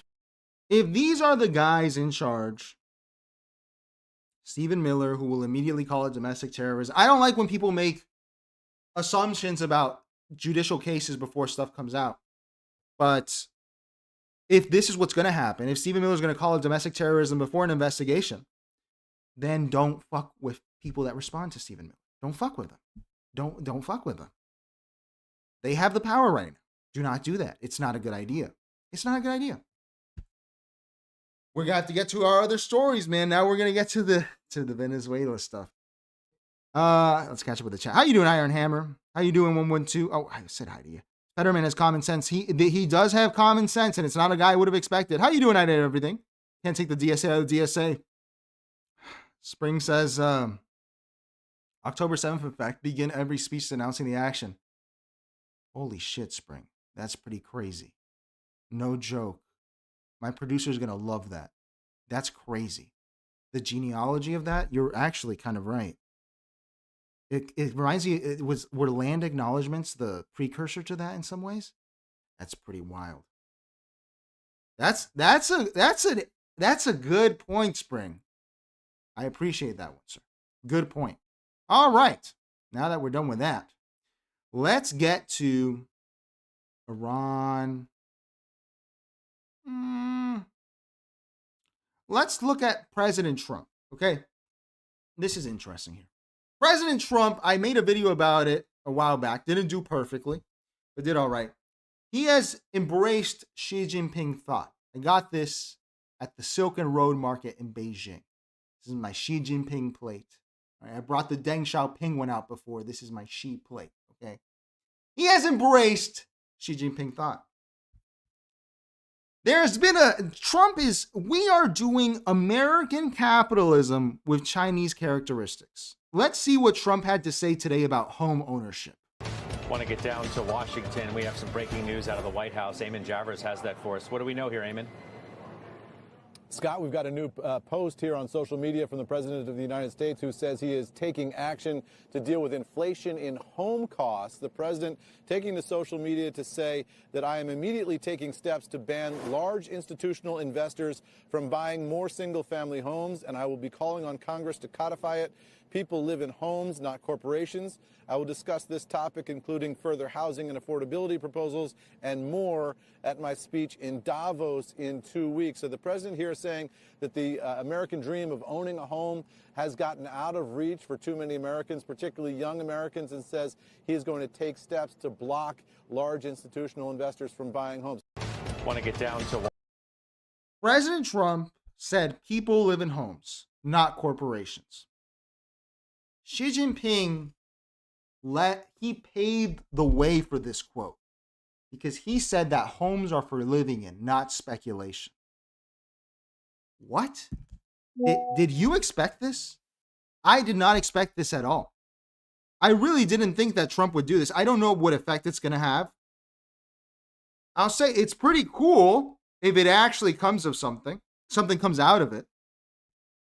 The idea that homes are for living in, they're not for speculation or corporations to live in.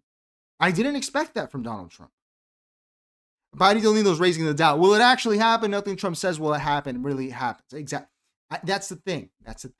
Xi Jinping. I'm as a Floridian. If he's right, if he actually does this, I will be eternally thankful to Donald Trump. You need to stop this, Donald Trump.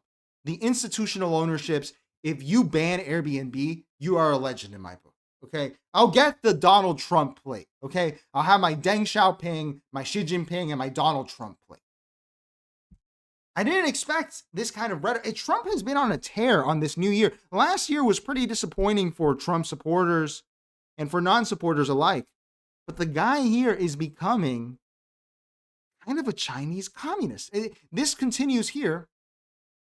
I'll read this for you. Didn't have 11 Labs credits to do it here. This was his statement here about the military-industrial complex. All United States defense contractors and the defense industry as a whole, beware. While we make the best military equipment in the world, no other country is even close. Defense contractors are currently issuing massive dividends to their shareholders and massive stock buybacks, at the expense and detriment of investing in plants and equipment. This situation will no longer be allowed to be tolerated.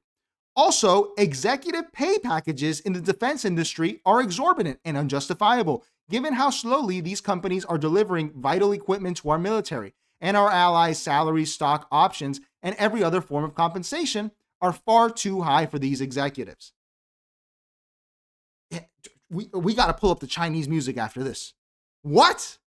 Defense companies are not producing our great military equipment rapidly enough, and once produced, not maintaining it properly or quickly.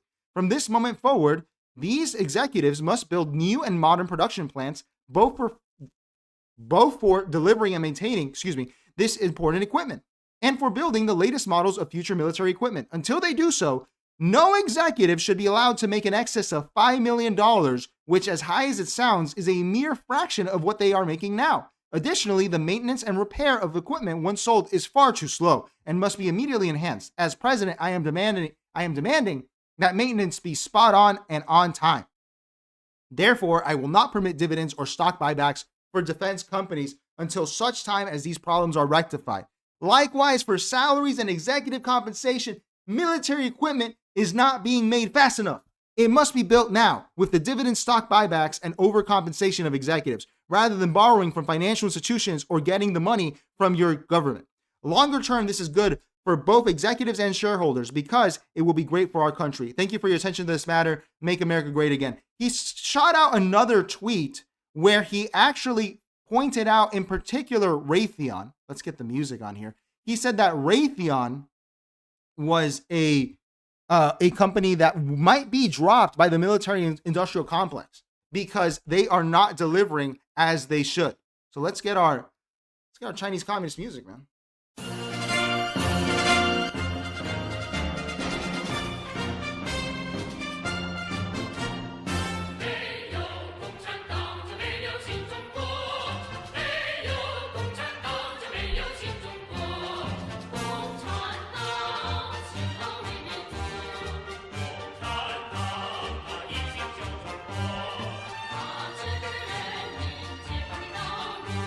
I mean, where's this coming from? Where's this coming from? Where is this Donald Trump, the communist? We're putting caps on your wages. We are not allowing buybacks. The financiers, the money changers are being thrown out of the temple. What? How is this happening?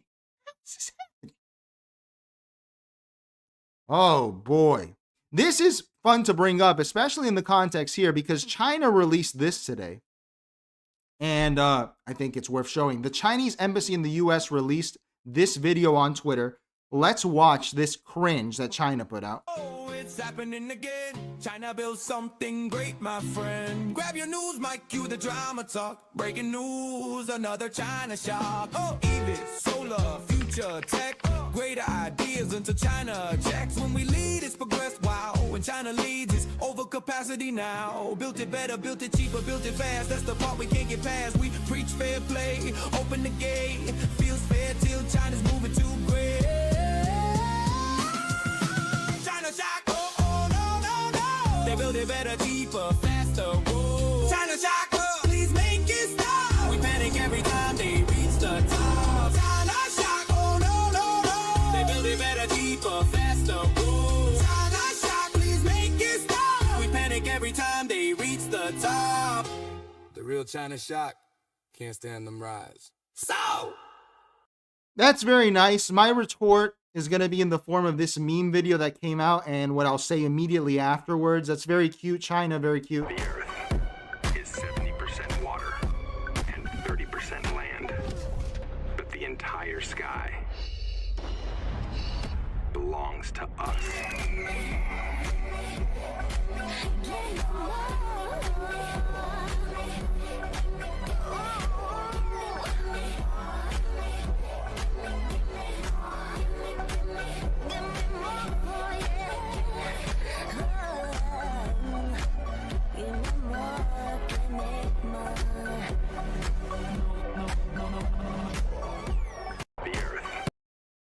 That's very nice, China.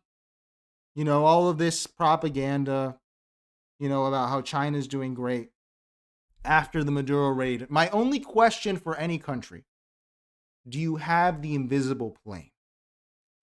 If you don't have the invisible plane, then I don't want to hear it. I don't want to hear it.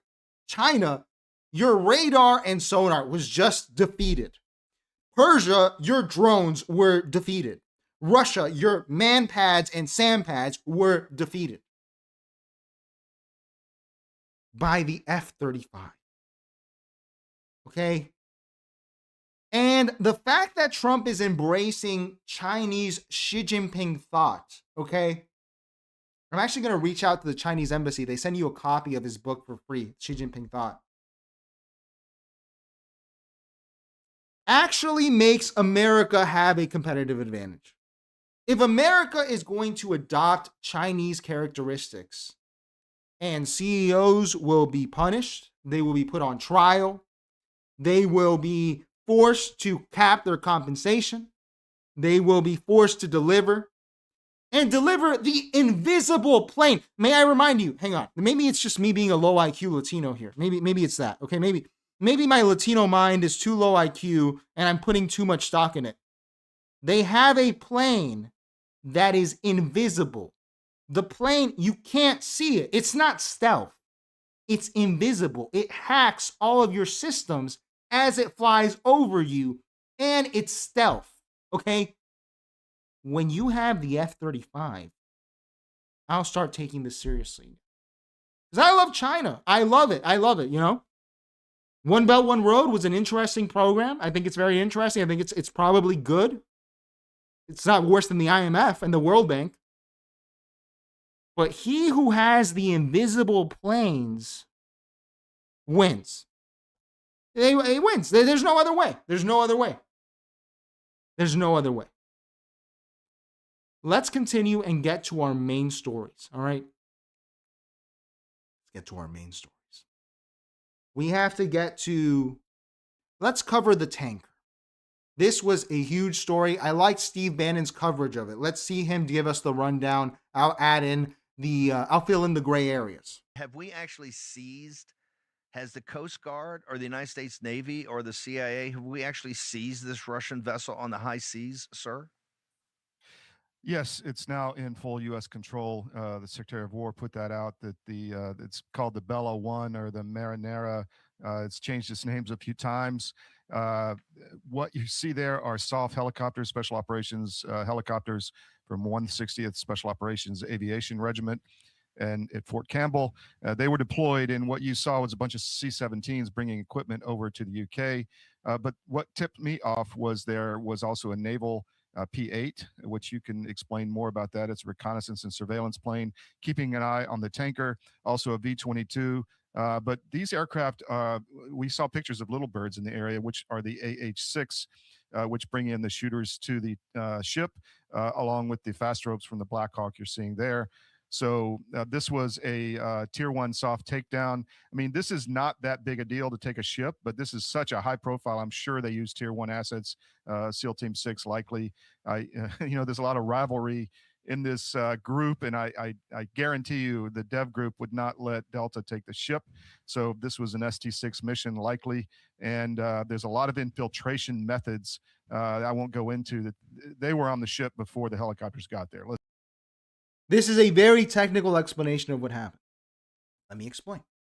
The Venezuelan oil is sanctioned. Donald Trump, El Catire, he said it's sanctioned. Fuck you. I run this shit. I'm the HNIC here. Okay, I am Donald Trump. It's saying no one can buy it. No one can buy the oil. No one can buy it. Now, this tanker here, the reason that I'm going to be a little cautious here is because if you're not aware of the tanker industry, I have a friend who worked in this industry for a little bit. And it's a very, very, very dirty business, okay? The way these tankers work is, and this goes for petroleum, light natural gas, any of these tankers, they're amazing ships. They're huge, and they carry a whole bunch of oil or natural gas, whatever it is, liquefied natural gas. They are all registered in countries like Panama, Liberia. Cruise ships do this as well.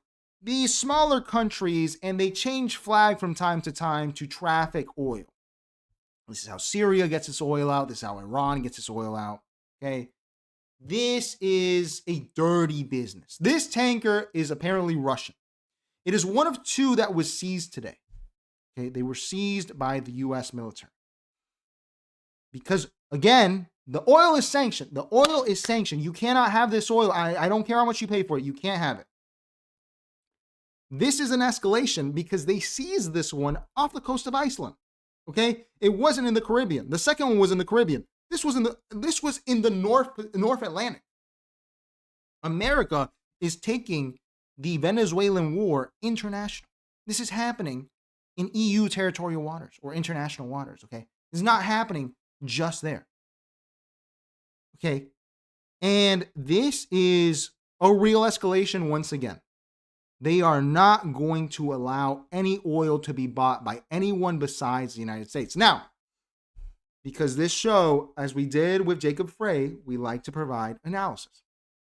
Has anything like this happened before? Of course. John Mearsheimer won't tell you, but I'll tell you. During the Iran-Iraq War, which most people forget, one of the bloodiest wars in human history,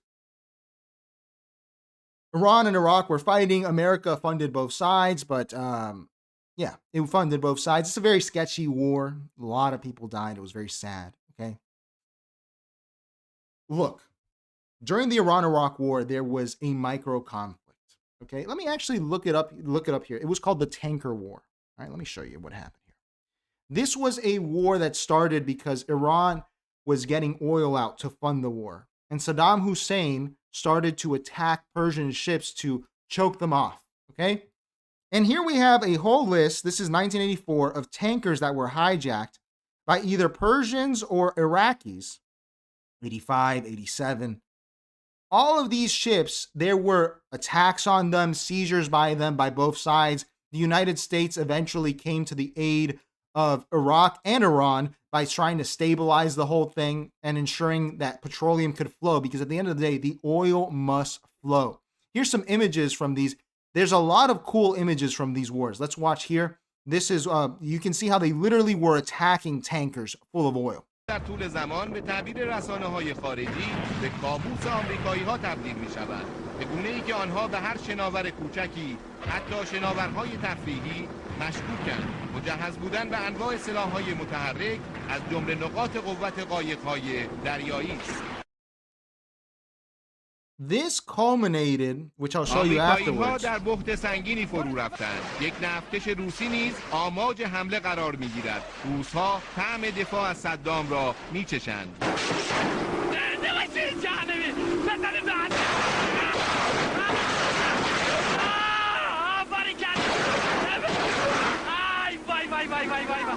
This culminated with the United States accidentally, or if you're Persian, you'll say not accidentally, shooting down a civilian airliner coming out of Iran. Here is a recreation of that. Mr. Elu says the spice must flow. The spice must flow. The oil must flow. That was Farsi, right? I'm not sure, sir. I took Arabic in college, but I don't remember it much. Sayyada Thalatha Darasa. I don't remember much. This is what happened here. The Americans accidentally, if you take the American version, shot down an Iranian civil airliner. This is commemorated with a stamp that was made in Persia. It was a huge international incident. They had to say sorry because it doesn't matter. You don't shoot down a civilian airliner.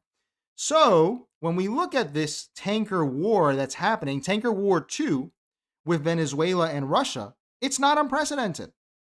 And it's actually, I'm not even sure if it's scary, because guess what? Who has the invisible plane? Is it Vladimir Putin or is it America? It's America. Okay, they have the invisible plane. They are seizing these boats. American oil will only flow to the United States. We'll get into that later. Just wanted to show you this here because there was the footage, but the White House is gloating. Look at them. They released the footage of the raid. This is straight from the White House's account.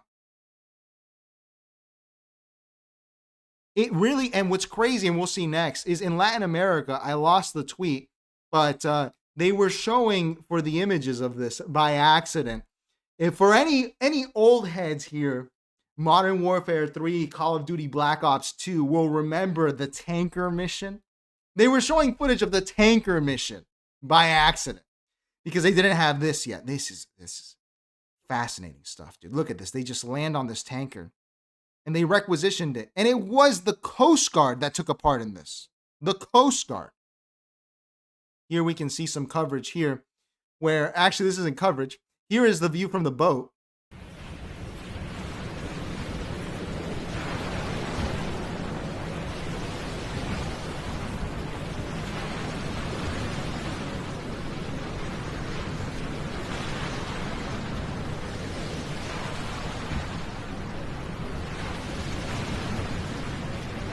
And I would be remiss to not, here's where they got it so you can see, right off the coast of Iceland, okay?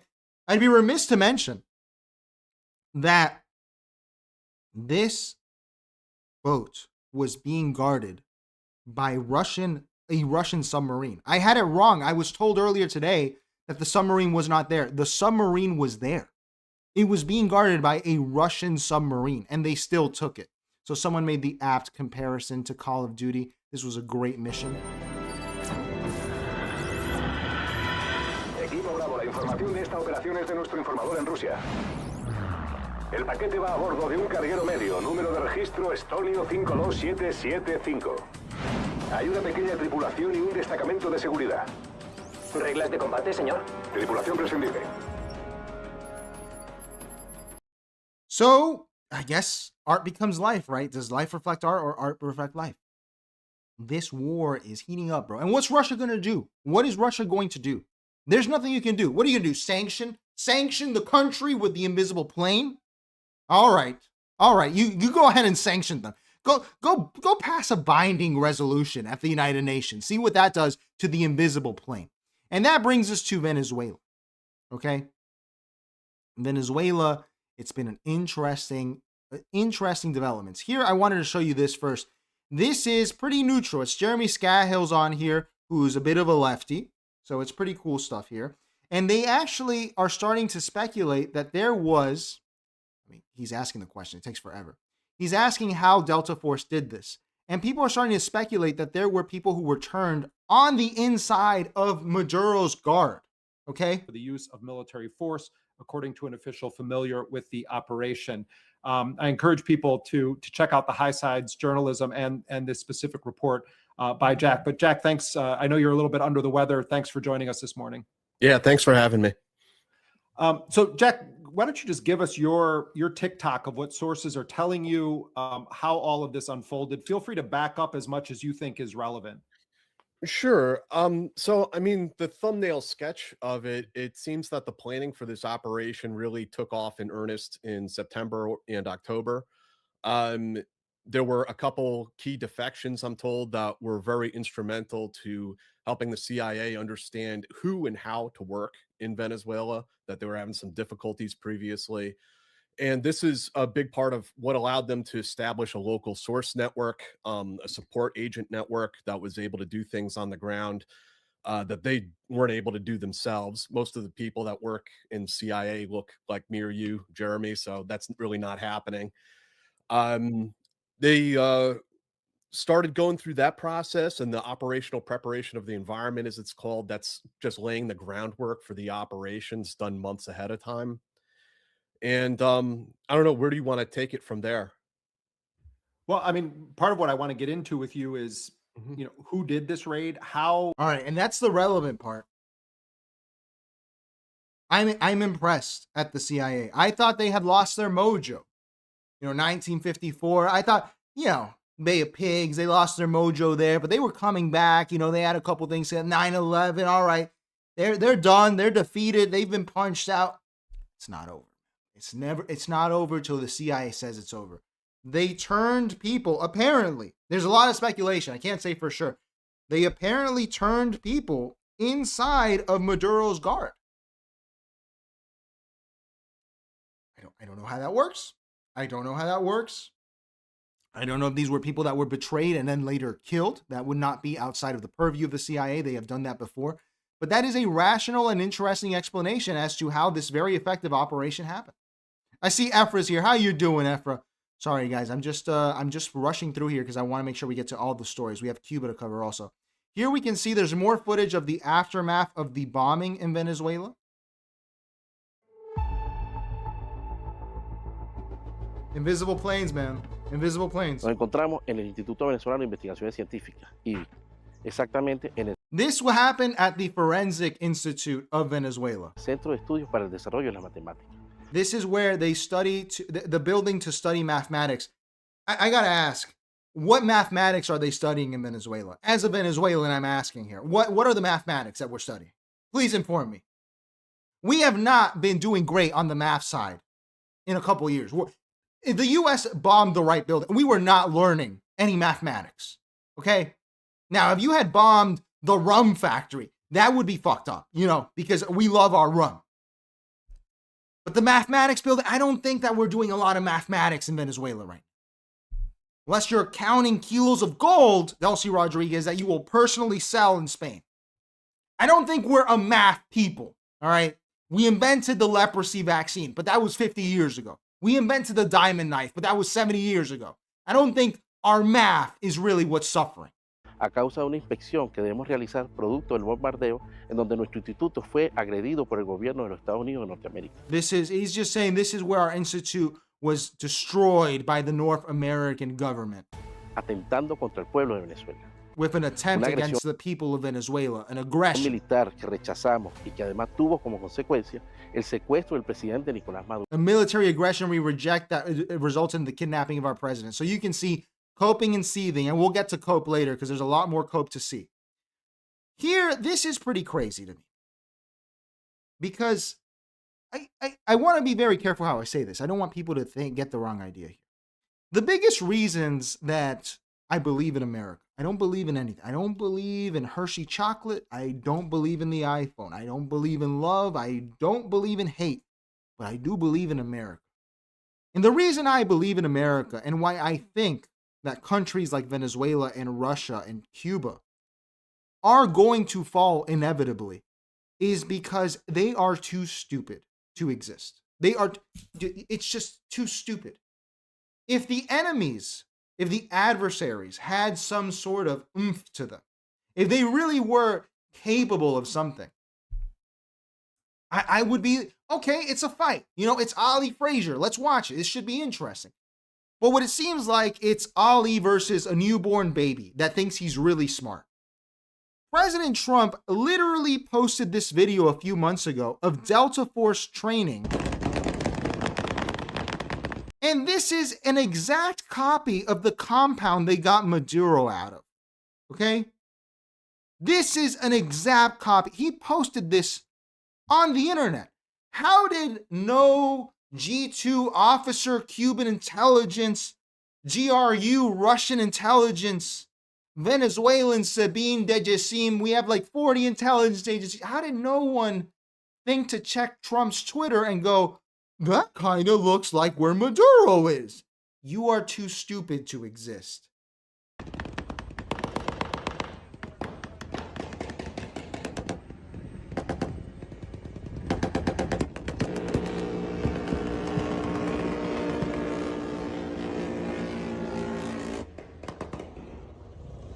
When they did bin Laden, it had to be secretive.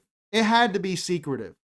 Because I guess he was thinking, you know, I guess the Arabs think more than the Latinos. How does this happen to you? This is embarrassing. Lock him up because you're too stupid to survive, man. And I know I see a lot of people saying they were siesta maxing. I know my people, man. They were rum maxing. They were whiskey maxing. They were salsa maxing. While you're dancing to your little No Christ War, the Americans are posting. What? It's so embarrassing. It's so embarrassing. Look, they're showing you how they did it on the timeline. You don't even have to hack anything. He posted himself. The Chinooks are... This is why I believe in America, man. It's just, they're too stupid to exist. No, I-112's asking, did he post this today? He posted this months ago. Months ago. I didn't see this when it happened, but guess what? I'm not a Cuban intelligence officer. I didn't know where Maduro was. Months ago. Can you believe? What are... My spics, bro. My spics. What are we doing here? What are we doing? What are we doing? We need to lay off the rum. We need to lay off the diplomatico. We need to lay off the flor de caña because you are going to get your lunch eaten. Invisible planes, you don't even need them. You don't even need them. All right, let's continue. It's just so embarrassing. So here we have Trump's announcement on Venezuela today. Quote, Venezuela is going to be purchasing only American-made products with the money they receive from our new oil deal. A wise choice and a very good thing for the people of Venezuela and the United States. Donald Trump has embraced Chinese communism. How is this any different from One Belt, One Road? You are going to buy our stuff. It's actually kind of cool. You're going to buy Made in America. Venezuelans love Made in America. They love Made in America. They have all. When you, if you were Venezuelan, you were buying jeans. No. I want the American jean, please. I want the American one. When they would come to Miami, Venezuelans were nicknamed Dame Dos, meaning give me two, in the 90s. Because they wanted two of everything American. Give me two. Nah. I want the Levi's made here, not the one in Japan made. This is, Donald Trump is going to use Venezuela to springboard the American economy. The oil deal will mean that Venezuela can only sell oil to the United States. How is Venezuela taking that? How are they taking... Before we get to that, really quickly, I'm very happy to see this. Very happy to see this. Donald Trump has pressured them to actually close the prison I've been talking to you guys about, the Alicoy, this horrible place. As a prison abolitionist, but even as a normal person, dude, they need to tear this down. This is a stain on humanity. This was unprecedented torture seen here. Dude, I gave Trump shit, but if you can close something like this, I have to give it to you, Trump. I have to give it to you. Good job. This was fucked up, man. It doesn't matter what the people in there did. You don't do this to people, dude. They were fucking putting ice picks in people's balls. They were electroshocking them. I don't mean to sound like some kind-hearted liberal fag. All right. Almost got out there. I don't mean to sound like some kind-hearted liberal, some bleeding heart. But come on, dude. You can't be doing this stuff, man. You can't be doing this. You can't have these prisons. Very glad to see that. How is Venezuela taking the fact that they have to sell oil to America? This is Venezuelan state TV. How are they coping with this? Paréntesis en las asambleas constituyentes que se desarrollan en todo el país porque hay información de último minuto. Marca el digital 2:30. Lo colocamos, por favor, en nuestra He's saying we have breaking news. Pantalla y se refiere justamente a Petróleos de Venezuela. This is addressed to PDVSA, which is the Venezuelan National Oil Company. PDVSA avanza en negociaciones para la venta de PDVSA here is saying that they have commenced a negotiation with the United States for the sale of volumes of petroleum in a mark of the commercial relations that exist between both countries. volúmenes de crudo a Estados Unidos. Petróleos de Venezuela, Sociedad Anónima, PDVSA, informa que actualmente cursa una negociación con Estados Unidos para la venta de volúmenes de petróleo en el marco de las relaciones comerciales que existen entre ambos países. Este proceso se desarrolla bajo esquemas This process will be done under circumstances with international companies like Chevron, and it is based on a strict transactional and commercial relationship with criteria regarding the legality, transparency, and the benefit of both parties. similares a los vigentes con empresas internacionales como Chevron y está basado en una transacción estrictamente comercial con criterios de legalidad, transparencia y beneficio para ambas partes. PDVSA ratifies its compromise to continue building alliances that impulse the the national development in favor of the Venezuelan people and to contribute to the stability of energy globally. Ratifica su compromiso de continuar construyendo alianzas que impulsen el desarrollo nacional a favor del pueblo venezolano y que contribuyan a la estabilidad energética global. Caracas, 7 de enero del año 2026. And they published this on the 7th, which is today. Esto es una muy buena noticia para todo el pueblo venezolano. This is very good news for all of the Venezuelan people. Tomando en cuenta que tenemos en nuestro suelo 300.000 millones de barriles. Taking into account that we have 300 billion barrels of oil in our grounds. La mayor reserva, el 22% del petróleo a nivel global. The biggest reserves in the world, 22% of the global supply. Es tuyo, es mío, es de Venezuela. Y that is yours, that is mine, that is Venezuela's. Con el gobierno de los Estados Unidos se alcanza la venta de volúmenes de barriles de petróleo importantísimos para el equilibrio global y que además va a dinamizar la economía venezolana. And this sale to the United States will result in a beneficial relationship that will dynamize the Venezuelan economy. Here we have China's final warning. China's been slacking lately. Let's see the warning they issued about this blockade on Venezuelan oil.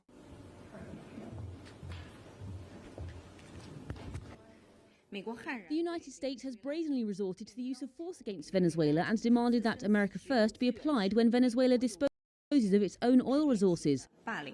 This is a typical act of bullying, a serious violation of international law, and a grave infringement on Venezuela's sovereignty that also severely undermines the rights of Venezuelan people. China strongly condemns this. I would like to stress that the legitimate rights and interests of China and other countries in Venezuela must be protected. The United States has long imposed illegal unilateral sanctions on Venezuela's oil sector and has recently brazenly used force against Venezuela, dealing a severe blow to the country's economic and social order and also threatening the stability of global production and supply chains. China has already issued strong condemnation in this regard. I would like to reiterate that cooperation between China and Venezuela is a cooperation between sovereign states and is protected by international law and laws of both countries. International law, final warnings. All right, I heard that. Yeah. Okay. What about the invisible plane? Here we have the Democratic reaction to the secret meeting they had today in regards to Venezuela in Congress. Look at how fat, disgusting Chris Murphy is. Look at this fat slob. What a disgusting man. Disgusting. I mean, this is an insane plan. They are talking about stealing the Venezuelan oil at gunpoint for... This is an insane plan. They are talking about stealing the Venezuelan oil at gunpoint for a period of time undefined as leverage to micromanage the country. I mean, the scope and insanity of that plan is absolutely stunning. So we learned a lot. I'm glad we had the briefing, but this is going to be a very, very rough ride for the United States. Chris Murphy, I'm really confused because when Democrats like Chris Murphy use words like insane, and I'd appreciate you guys chime in here. What is insane about forcing a country to sell you oil and you pay market price? It's obviously a bully tactic. It's obviously maybe illegal, maybe unethical. You're paying a market price. They're not stealing it. They're paying the market price. What is insane about that? What is insane? I'd like to know what the insane part is. I'm not endorsing the American plan. I'm just asking, where is the insanity? Because insanity to me is Donald Trump says, we're going to get all the Venezuelan oil. We're not going to pay him for it. And then we're going to cover ourselves in it and run around the streets of Washington, D.C. yelling about how the rapture's happening. That to me is insane. That's insanity. Do you understand what insanity is, Chris Murphy? Because insanity is that. It's something that is not sane. It's something that is insane. That is crazy. I don't, excuse me. I don't think that Trump's plan is insane. I think it's actually it's inappropriate, but it works. It works. What is insane about it? What is insane? Venezuela seems to be happy with it if the state television is saying this, if the national oil company is saying this. The only insane thing here is, and he's not going to talk about it, is what this is going to do to Venezuela's position in OPEC. I would like to know. But no, it's insane to do this. Okay. Thank you, Chris Murphy. Thank you so much, you fat slob. Dude, these Democrats, man, they drive me nuts, bro. Like, this libtarded shit. Tonight, we had this update from the White House, which I was very glad to hear. As I've said, man, I have family over there. I have my cousin. I have my uncles, the ones that are alive, my aunts that are alive. And the problem in Venezuela, dude, and we never thought we would have this problem there, are the apagones, which is when the lights go out. And people have died because of this. Because you think, oh, it's inconvenient, you don't have power. What if your respirator runs out? You know, my grandmother, she passed last year, needed oxygen near the end of her life, okay? And she couldn't have a respirator in her house. She had to buy tanks of oxygen because there was no power. So she had to rely on tanks of oxygen that would get refilled every week, if you were lucky, in order for her health to continue. There is no power over there. That is inexcusable. It's inexcusable. And so I was very glad to hear, dude, because this is the material. And the material, this kills people. And while Donald Trump, maybe it's inappropriate, maybe it's insane, like Chris Murphy says, but if they're doing what they're saying here, it's going to save lives. It actually will save lives. I don't mean to neocon out here, but I'm just saying from personal experience, it's not funny when your grandma is asking you to find someone who has oxygen tanks. There's a lot of private sector engagement that's happening right now. As you know, Secretary Wright, our energy secretary who's heading up this big project, is in Florida today meeting with some of these oil executives. And as we confirmed earlier, they will also be at the White House later this week. So they are absolutely eager to invest. They're eager about these opportunities. And Secretary Wright is a very well knowledgeable guy when it comes to oil and energy, and he's the perfect man for the job. So there she said that. And I guess they didn't clip it here. I'll read you the quote. "We will work to improve the electrical grid, which is essential for increasing oil production, economic opportunities, and the daily quality of life of the Venezuelan people," announces the U.S. Department of Energy in a statement about a historic energy agreement between the United States and Venezuela. Listen, man, I care about the oil. I'm not going to be one of these Venezuelans that's like, oh, fuck the oil. We'll give it up. It doesn't matter. The electricity does matter. You need to have electricity. And the fact that they are going to prioritize it, I don't care if it's because they want to drill for oil. People need electricity to live. They need it. It's no joke. You need electricity. All right? You need it.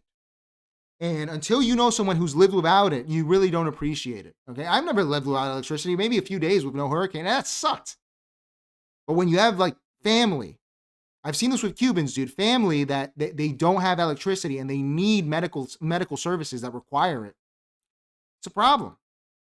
And here we have further Democratic retardation from Debbie Wasserman Schultz. Let's see what she has to say. This moment absolutely calls for him to restore and extend TPS for the Venezuelans that had that protected status that he took away, because if there is any situation that meets the definition of the need for TPS under U.S. law, it is one in which the chaos, instability, and danger that exists in Venezuela now, who we don't even really know who's running the country, and there's not stability, it warrants making sure that Venezuelans here need that protection and need to be able to remain in this country until the Venezuela actually establishes safety and order. I will remind you again, in private emails, she referred to Hispanics as taco voters.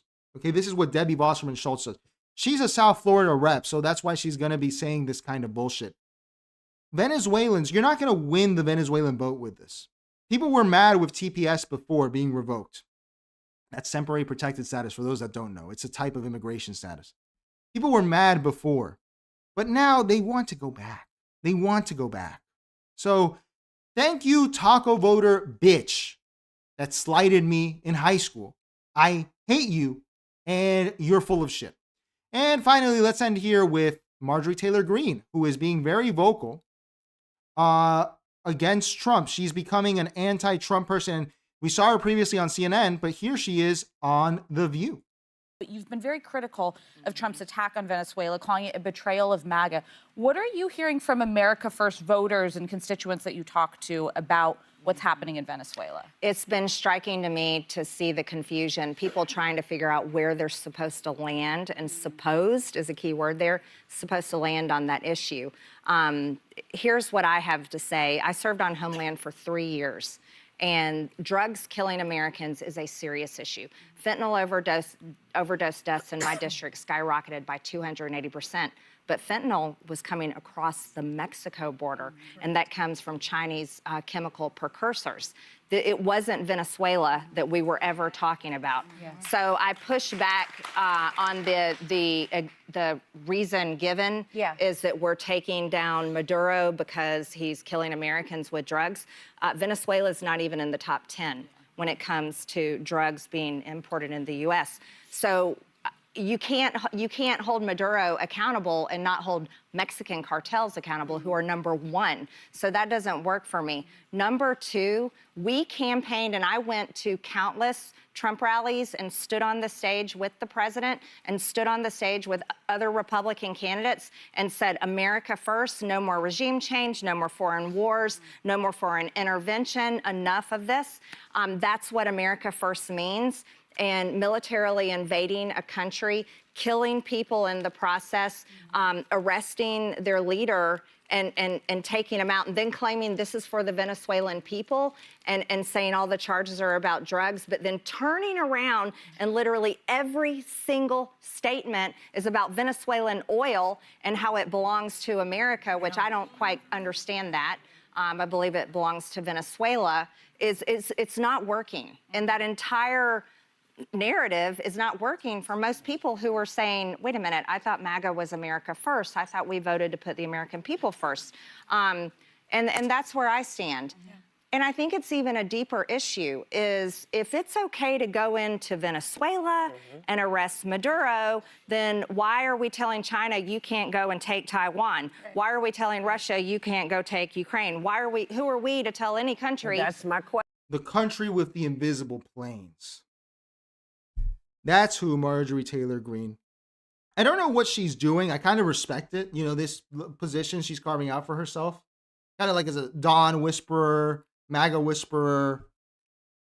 But what I don't understand is this pushback that I've seen from Democrats. Why don't we invade Mexico? Why don't we? Can you stop giving him ideas, please? Why are they doing this? In some ways, it kind of makes you suspicious. This is the analysis here. Are they trying to get Trump to invade Mexico? Because the way they're behaving, it strikes me as you actually kind of want it. You actually want Trump to invade Mexico. And I personally would not like to see Trump invade Mexico. I don't think that would be good. But as far as the China point, because they have the invisible planes. What the fuck are you talking about? America has the invisible planes. That's why they can't take Taiwan. That's it. That's the reason. I don't understand what position she's carving out for herself. I'm going to sit back and watch. I will monitor the situation. But if she's just going to become The View Democrat type, Marjorie, you had so much more potential. I wanted to see some real combat here, some real wizardry fighting with Trump. Going on The View. You should be on the Fresh and Fit podcast, something like that. What's your body count, Marjorie? No, I'm just kidding. How you doing, Schofield? See, you just got here. How you doing, Astro Way? How you doing, YC? We should have made Mexico. Please don't do it. Please don't.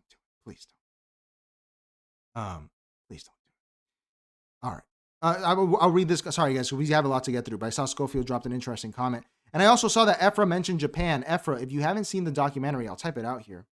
For anyone that's interested in Japan's monetary system, this is free on YouTube. It's very good. It's called Princes of Yen. Very, very good. Schofield says people that care need to be the ones building the electrical grid. Companies that are just looking to extract wealth will do electrical of the quality of Puerto Rico. That is a valid concern. That is a valid concern, my friend. Absolutely. Absolutely. We have to get to Marco Rubio. Absolutely, sir. Marco Rubio has laid out the plan for how Venezuela is going to be transitioned into a democracy. This is where you get real neocon, real fast. Let's see what the plan is. Let's see what Enrique Kissinger, the top Latino, head Latino in charge, HLIC. I'm feeling real uppity as a Latino seeing this man here playing Latino excellence? Agree or disagree, man? Look at him in a nice suit. You know he's pushing 60. Hairline's looking good. This is the man.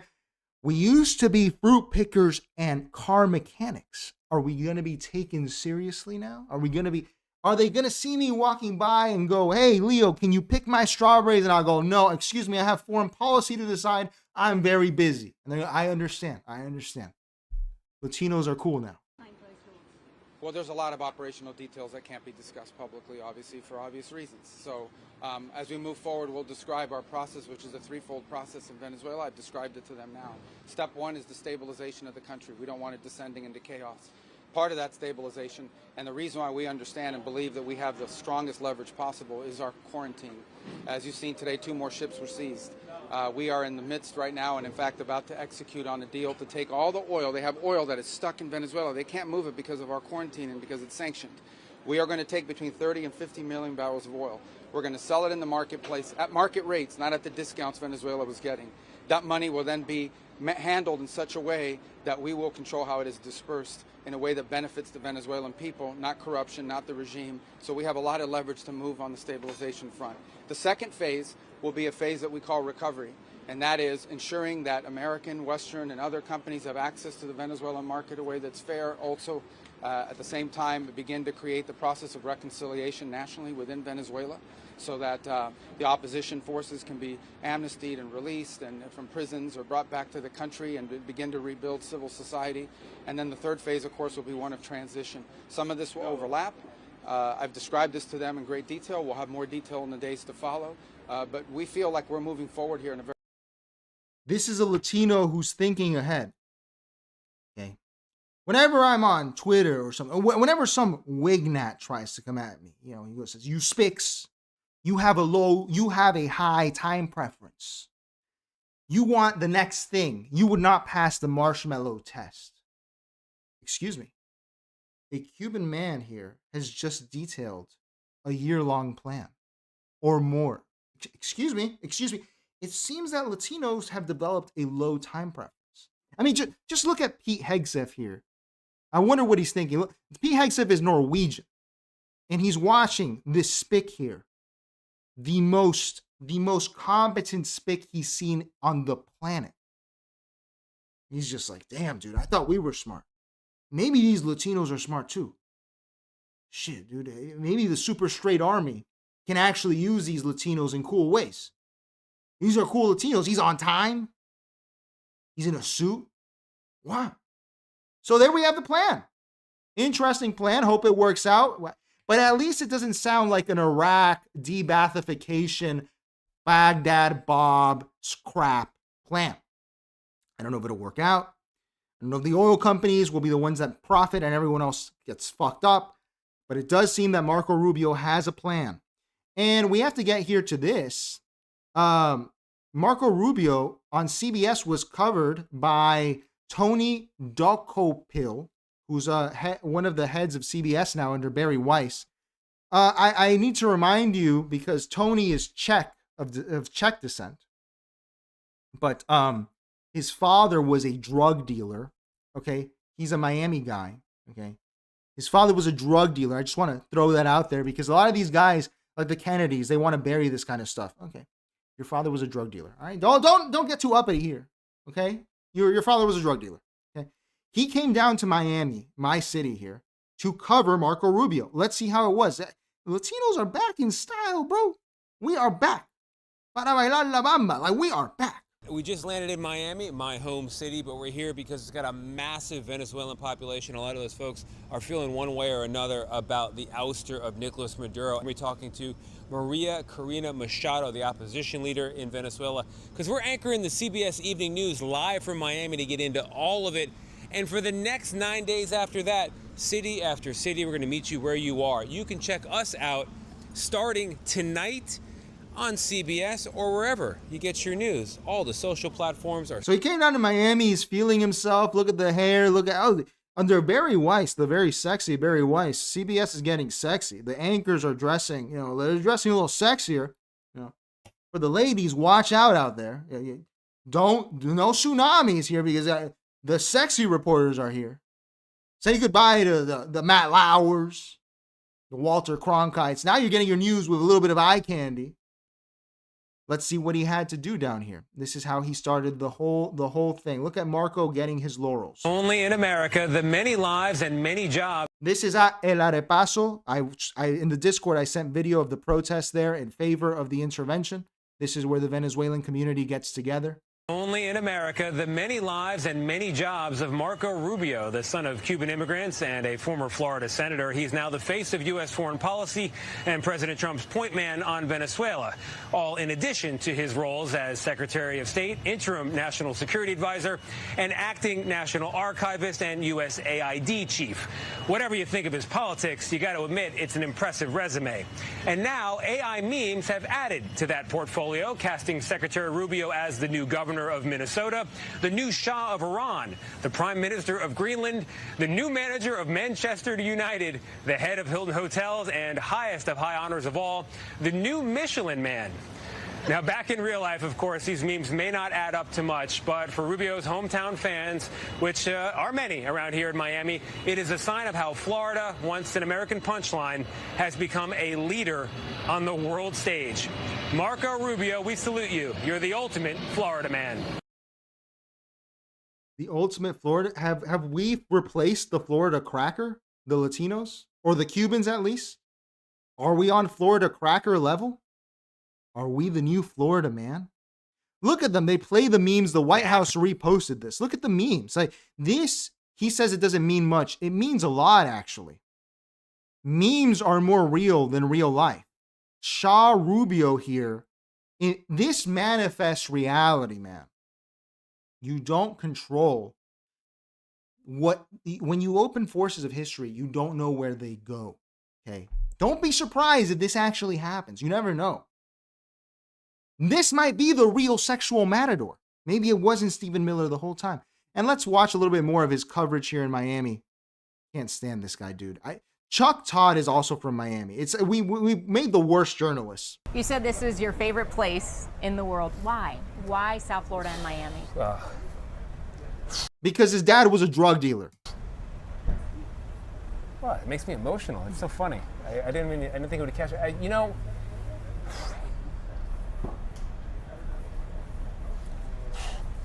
Because you only have one childhood, right? So. Are you gonna fucking cry? Are you gonna fucking cry? Let me get a second No, here. you're okay.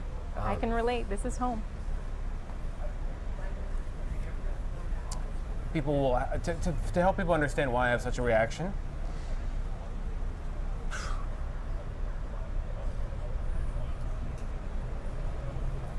Florida is where I grew up.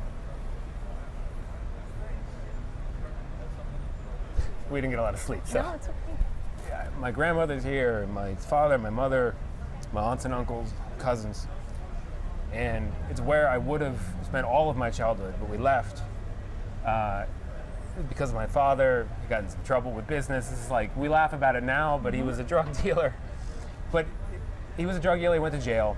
It's kind of a ha-ha thing that we say now, but the reason it's so emotional for me is because I feel like I was robbed of the full Miami experience. Mm-hmm. So when I come back, I'm always like, think of what could have been. I really love it here, yeah. But it changed the trajectory of your life. You may not be back here today had you stayed here in the first place. You people never are gonna think know. this is so crazy, but like this should have been my home for the whole stretch, right? Mm-hmm. So to have it and then to lose it, it just kind of rocks me. So I didn't expect to feel that, but whenever I'm here, it really does feel deeply like home. And I wish it had stayed home, you know? And I know that's how a lot of people here feel right now. This transplant mentality is what ruined Florida. So I'm glad that you left. I'm not glad you're crying. How pathetic. Crying like a little bitch on TV. You should be glad you left. The Latinos would not have, the Florida cracker would not have liked you crying on TV. This is not a Floridian behavior. Okay. Crying on TV. If you wanted to get the Miami experience while you were crying, you know, so these people This is Myron Gaines, by the way. This is the same type of person. It's a transplant. They ruin cities. Ask guy at everything. Happened in New York. Why are you crying? Why are you crying? The city would have been at least 1% worse if you had stayed. I'm so glad you left. You and Chuck Todd. What a disgusting person. Crying like a little baby. Like a baby. Are you going to fucking cry? Let's get to, dude, we had so much more to get to, but we're short on time. What's the most important thing here? I think this is pretty important. We have to get to Cuba, which there's a lot of developments out of Cuba. We have here Carlos Jimenez, who is a representative out of Miami. I think he's represents Homestead. There is a lot of saber rattling now, especially from people like Carlos Jimenez. Take it with a grain of salt because he's Cuban, and he's a Cuban exile descent. And Cuban exiles like to talk a lot about regime change in Cuba, but it's usually more bark than bite. But with the fall of Venezuela, as I've explained, Cuba gets their energy from Venezuela. If Cuba is cut off, who is going to supply them? Mexico has stepped in to try to keep the Cuban regime afloat. I don't have confidence in Mexico. I really don't. I'm sorry. I don't think Mexico has the capital to keep Cuba afloat. I don't. So Carlos Jimenez here is he's saber rattling. Let's see. How close is Cuba to collapse? Pretty close. They can't keep the power on. They can't feed their people. They don't have any medicine. Venezuela was one of the leading sources of income. Venezuela was gifting Cuba billions of dollars in oil. They would then sell it on the market for currency. Now that's being negated. Unfortunately, Mexico's trying to make that up. So Mexico's now trying to prop up the Cuban regime. Look, Cuba's been under a communist dictatorship for over 60 years. It's time for the people of Cuba to be free too. Cuba is going to be a tougher nut, though, than Venezuela. Cuba doesn't have the natural resources that Venezuela does. Venezuela can lift itself up, fairly quickly with the resources that it has, the riches that it has. Cuba doesn't have that advantage, but it does have Cubans that live outside of Cuba that are willing to go back, reinvest in the country, in the infrastructure, and bring that country back. I do agree with him. Cuba is going to be a lot harder to do because, but not really. It's just going to become Dominican Republic, and Dominican Republic is a moderately successful country. It's a third world country, but it's ascendant. Now, when he says that Cuba's on its last legs, I have to say, because I have a friend who came over from Cuba a year ago, legally, for anyone wondering. Cuba's official population is 10 million. But in reality, I have to think it's more like half of that. Let's call it an even 7 million. If Cuba runs out of energy from Venezuela, the people that are left in Cuba are, I don't know if you've been to Cuba. I have not myself, but I know a lot of Cubans. I'd like to go, especially before it changes. I'd like to see it before it changes. The people who are left are mostly apathetic. They are, they're forced into, like the pioneers, the young pioneers and all this stuff. They are not people that aspire much to life. A lot of people there, young women, they go into prostitution because it pays well, especially with Canadian tourists who are pedophiles, and the Canadian government is investigating that, as they should be, that go there to have sex with underage girls. The men, most of them make money through scamming the government or finding some sort of grift. Not really much drugs. There are drugs in Cuba. Marijuana is grown in the east of Cuba, but that's not a huge economy there. Cuba is, if it is going to collapse, I really don't see this as a 1959 type of situation. It's really going to be a lot more like Czechoslovakia. It's going to be apathy and then people coming in from Florida that are going to try to rebuild the place and make it a hotel destination. It might get a little Batista-y, but the idea of Cuba collapsing, I'm not really surprised that could happen. Because without Venezuelan energy, what do they have? They have the black wasp to keep the Cuban population down. They just got 30 of them murdered in Venezuela. So how are they going to do that? This isn't even a question of a military engagement. This is just something of people getting apathetic and the government seeing, oh, well, we have nowhere else to go. Let's move to Dubai or Spain that has no extradition and just take some ill-gotten gains over there. Fidel Castro's grandson owns a bar in Havana called El Efe. He is probably he strikes me as a little gay. You can find him on Instagram.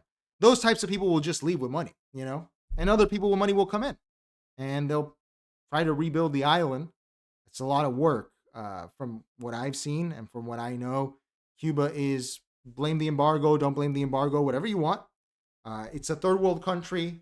The sewer system does not work. The water system does not work. The electricity grid does not work. It has not been well maintained. The hospitals are not well maintained except for one in Havana. There's a lot of work to do, which is also a lot of economic opportunity for any savvy Americans like yourselves, guys. If you have an opportunity there, might not be bad to take it.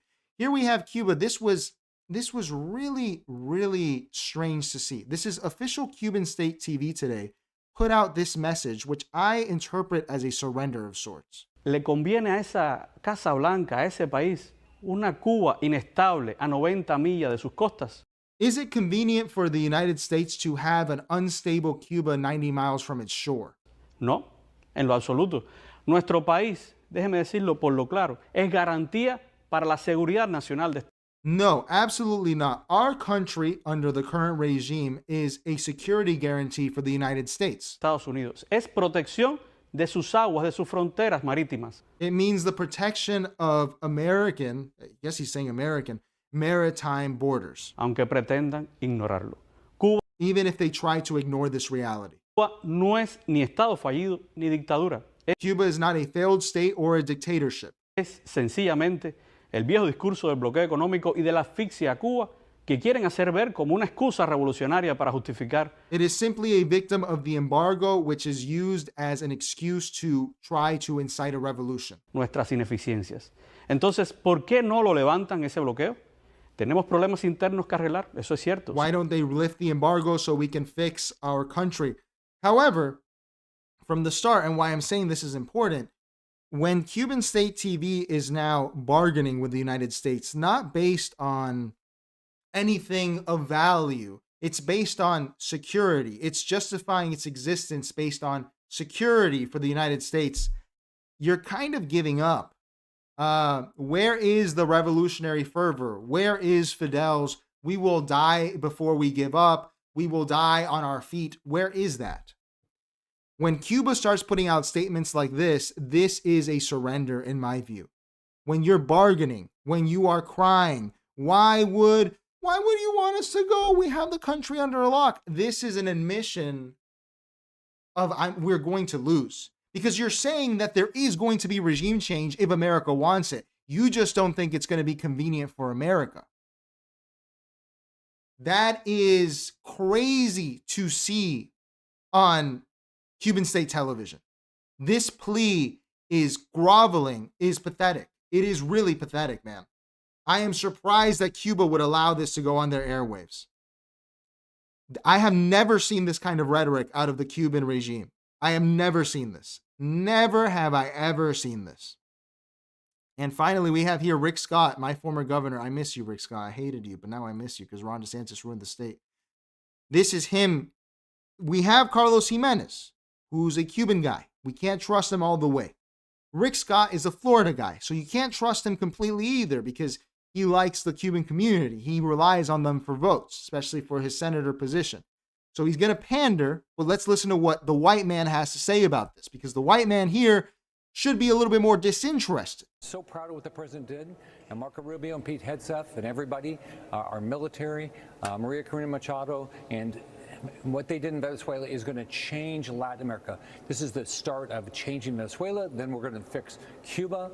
Nicaragua will get fixed. Next year we'll get a new president in Colombia. We're going to start, the democracy is coming back to this hemisphere. So the white man, Rick Scott, has just said that the neocon project is on for Latin America. It's on. And I don't put much weight into it. I give this maybe like 5%. Even though he's white, he's a senator from Florida. He's going to talk a little crazy about Cuba. But, it's an interesting time to be alive. May you live in interesting times, Chinese proverb. Okay? You can't say these aren't interesting times. What a fascinating time to be alive.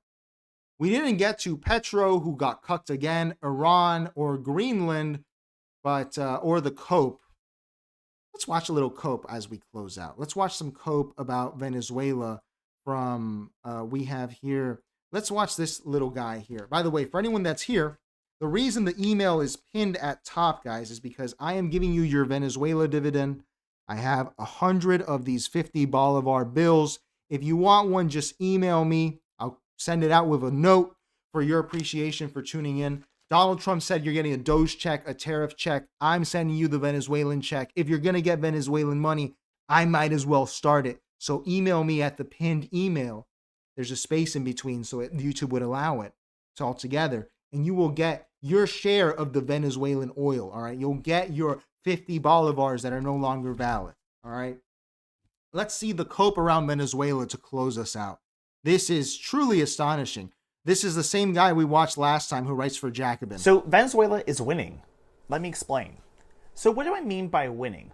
Well, the goal of the United States is to topple Venezuela's anti-imperialist government. We know that. And of course, the goal of Venezuela is the opposite, for this anti-imperialist government to remain, to persevere, and maintain control of the country. And by any metric, it might seem like Venezuela is losing, that my statement is completely ridiculous. Because of course, we know that the United States went in with its superior military. Not a single U.S. troop, as far as we know, lost their lives, while 80 Venezuelans lost their lives. And of course, they went in, captured Maduro, and took him to the United States. But the first thing I want to emphasize is don't get too hung up on this initial invasion and capture by the United States, because it's important to note that with the United States as the most powerful military in the world, it's actually virtually impossible for any country to stop an initial attack from the Americans. In Vietnam, Afghanistan, Iraq, the Americans were able to initially go in, actually. But while you might not be able to repel an initial attack, you can definitely drive out an occupier. Look at him reading. Look at him reading the cope. When you've typed out the cope and you're reading it, Venezuelans are not Vietnamese. We are Latino. We are not Afghanis. We are not Central Asians or Persians or Pashtuns. We are not that. We are not Iraqis. We are not Arabs. We are not Muslims. We do not have that spirit. If we this is not going to happen. It's not going to happen. This happened once in Latin American history when William Walker was executed. Okay, one time Latinos got their shit together and they were like, "We're going to fight back." One time. This is not going to happen. This is not going to end like Vietnam. In Vietnam, did they kidnap Ho Chi Minh? In Afghanistan, did they kidnap Mullah Omar? Did they kidnap Saddam Hussein, or did they pull him out of a hole after the country had been destroyed? This is not. I don't even have to explain. We do not have. Listen, we want our rum. We want our salsa dancing. That's all we want. We want our cigar. We want to have a good time. We don't. This is not going to happen. Force. In other words, while America has, superior air power, its ability to take over countries like Vietnam, Afghanistan, and Iraq all ended in defeat. And were there to be a ground invasion of Venezuela, we could expect the same. Now, the second off, and probably most importantly, I want to emphasize the fact that despite how shocking it is for them to go in and capture Maduro, nothing has changed actually. Not a single square inch of Venezuelan territory is occupied by the Americans. And this is actually... It's not like they control the whole ocean around it, and even the ocean in North America, the North Atlantic. It's not like that's the case. No, absolutely not. Nothing's occupied. A very surprising thing. Because if there was a chance for the supposed Venezuelan opposition groups, or even for that matter, CIA-sponsored groups, to take over the country, that would have been the exact time to do it. When the Venezuelan military was engaged with Americans and distracted, if there was a time to topple the government, that would have been the time. And yet, that's not what happened. There was no mutiny. This is literally how Bernie can still win. This is how Bernie can still win. Do we need to... I'm ending this. I can't watch this cope. I can't watch this. Even if you support Venezuela, this level of cope is insane. This is insane. Mr. Rio says it's not like they have the invisible planes. They have the invisible planes. This cope, this is insane cope. Thank you, Aiden Simardone of the Jacobin, for your insightful analysis. Didn't you just say that Venezuela was going to win this? Didn't you just say that? Here we have Cornel West, who I've never been a fan of. Here we are. I saw him speak live last year at FIU. This is a level of shucking and jiving. This little act that he's done for years, I can't stand. I cannot stand this, dude. He was a Chavez supporter, so I get he has to cope. But he stood there and lied to people in Miami at FIU. I was there, saying that, you know, he wasn't a supporter of Maduro or Diaz-Canel. He was saying that he has to talk to brother Castro because everyone's a brother. Everyone's a brother. This is leftism at its worst. Like, this pathetic Martin Luther King impression. He released a rap album, by the way. It's pathetic. Look it up online. This is a theater kid who has taken the theater kid thing to its logical conclusion, which is to dance and huck around, just hucksterism for everyone. I don't understand how this man is taken seriously by anyone on the left or the right. Has anything he has said come to pass? Oh, Obama's great. 8 years later, Obama was terrible. He is a liar. He is the John Mearsheimer of liberals. Let's watch what he has to say here about Venezuela. Here we are, starting a new year with old-style gangsterism and old-fashioned imperialism, not just violation of international law, not just undermining human rights across national borders, but the attempt to redo the American empire based on 19th century power perception and new technological instrumentalities. Let us resist. Let us tell the truth. We shouldn't be surprised, but let us never, ever cave in. He said it. The American empire is being redone with new technology, and we're going to resist it. If you want to resist an invisible plane, I invite you to go do that, Cornel West. I invite you to go fight an F-35. I really do. I invite you to do it. Please go resist an F-35. Please tell me how that's going to win. This guy is just so full of shit.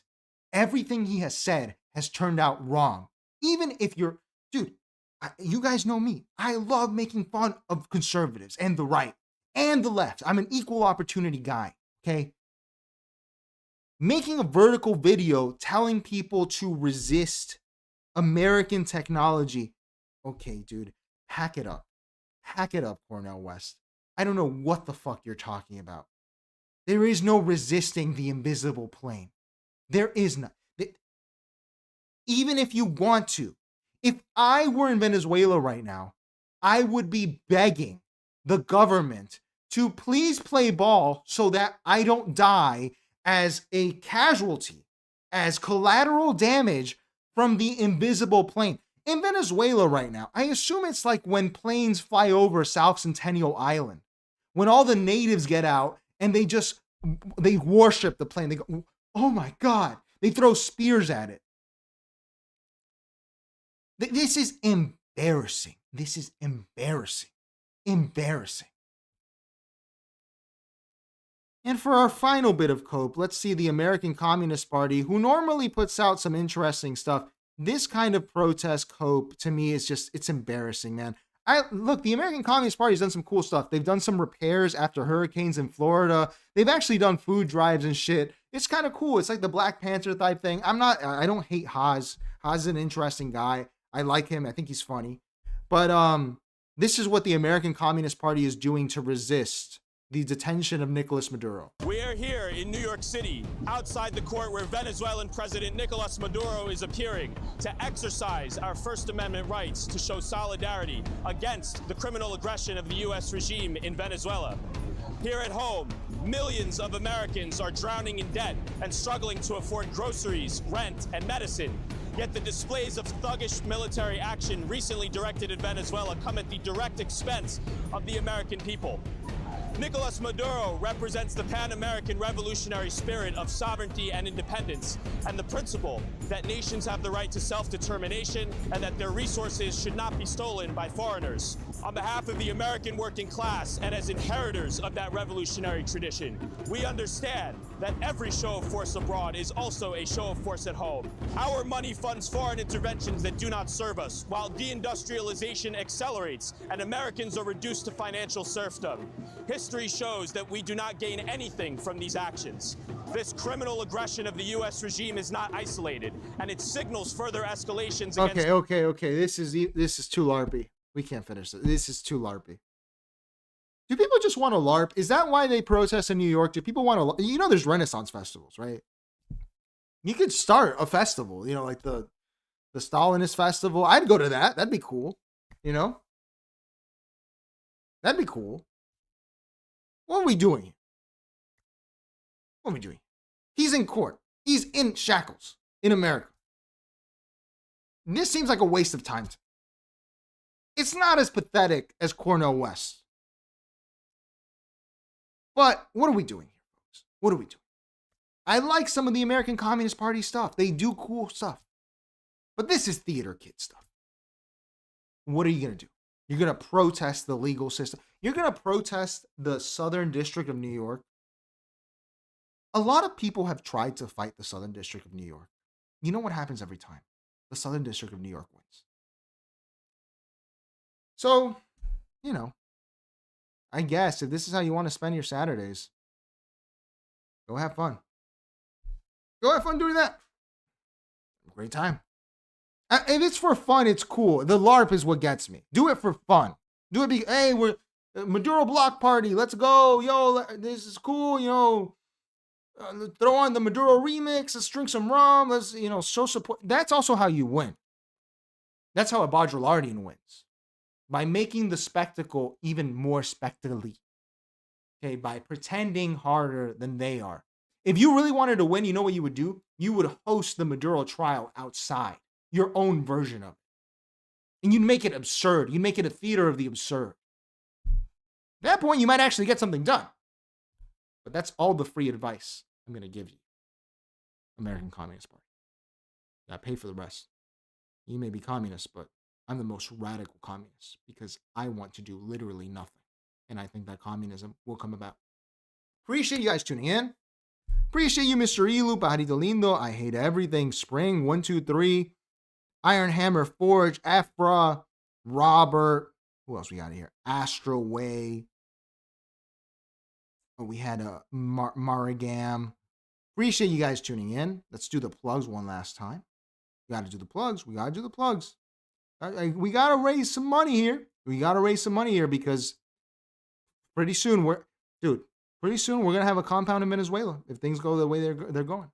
So here's the Discord, which is free. You can join in the description. Open this here. Discord is free. We have updates here. I was saying what we were going to cover tonight. I might send some of the stuff that I meant to cover in here so you guys can catch up on your own. Here's the Patreon, $5 or $20 a month. Gets you access to the King Leo Movie Club. New episode going up tomorrow. And here is the What Would a Postmodernist Do bracelet, available on Coffee. Once again, if you're interested in getting your Venezuela dividend free of cost, just email me at the email posted above altogether. I appreciate you guys tuning in, and I will see you tomorrow with a very special show, actually. It's going to be an interesting breakdown of one of the most maybe schizo characters in politics. I think Ephraim might enjoy this. Appreciate you guys. Change the world. My final message. Goodbye.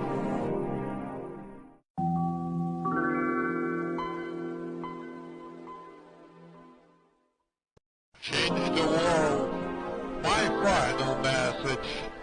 Goodbye.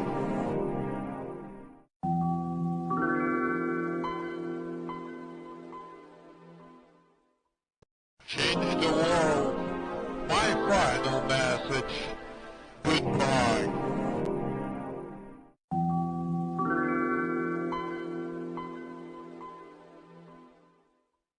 Change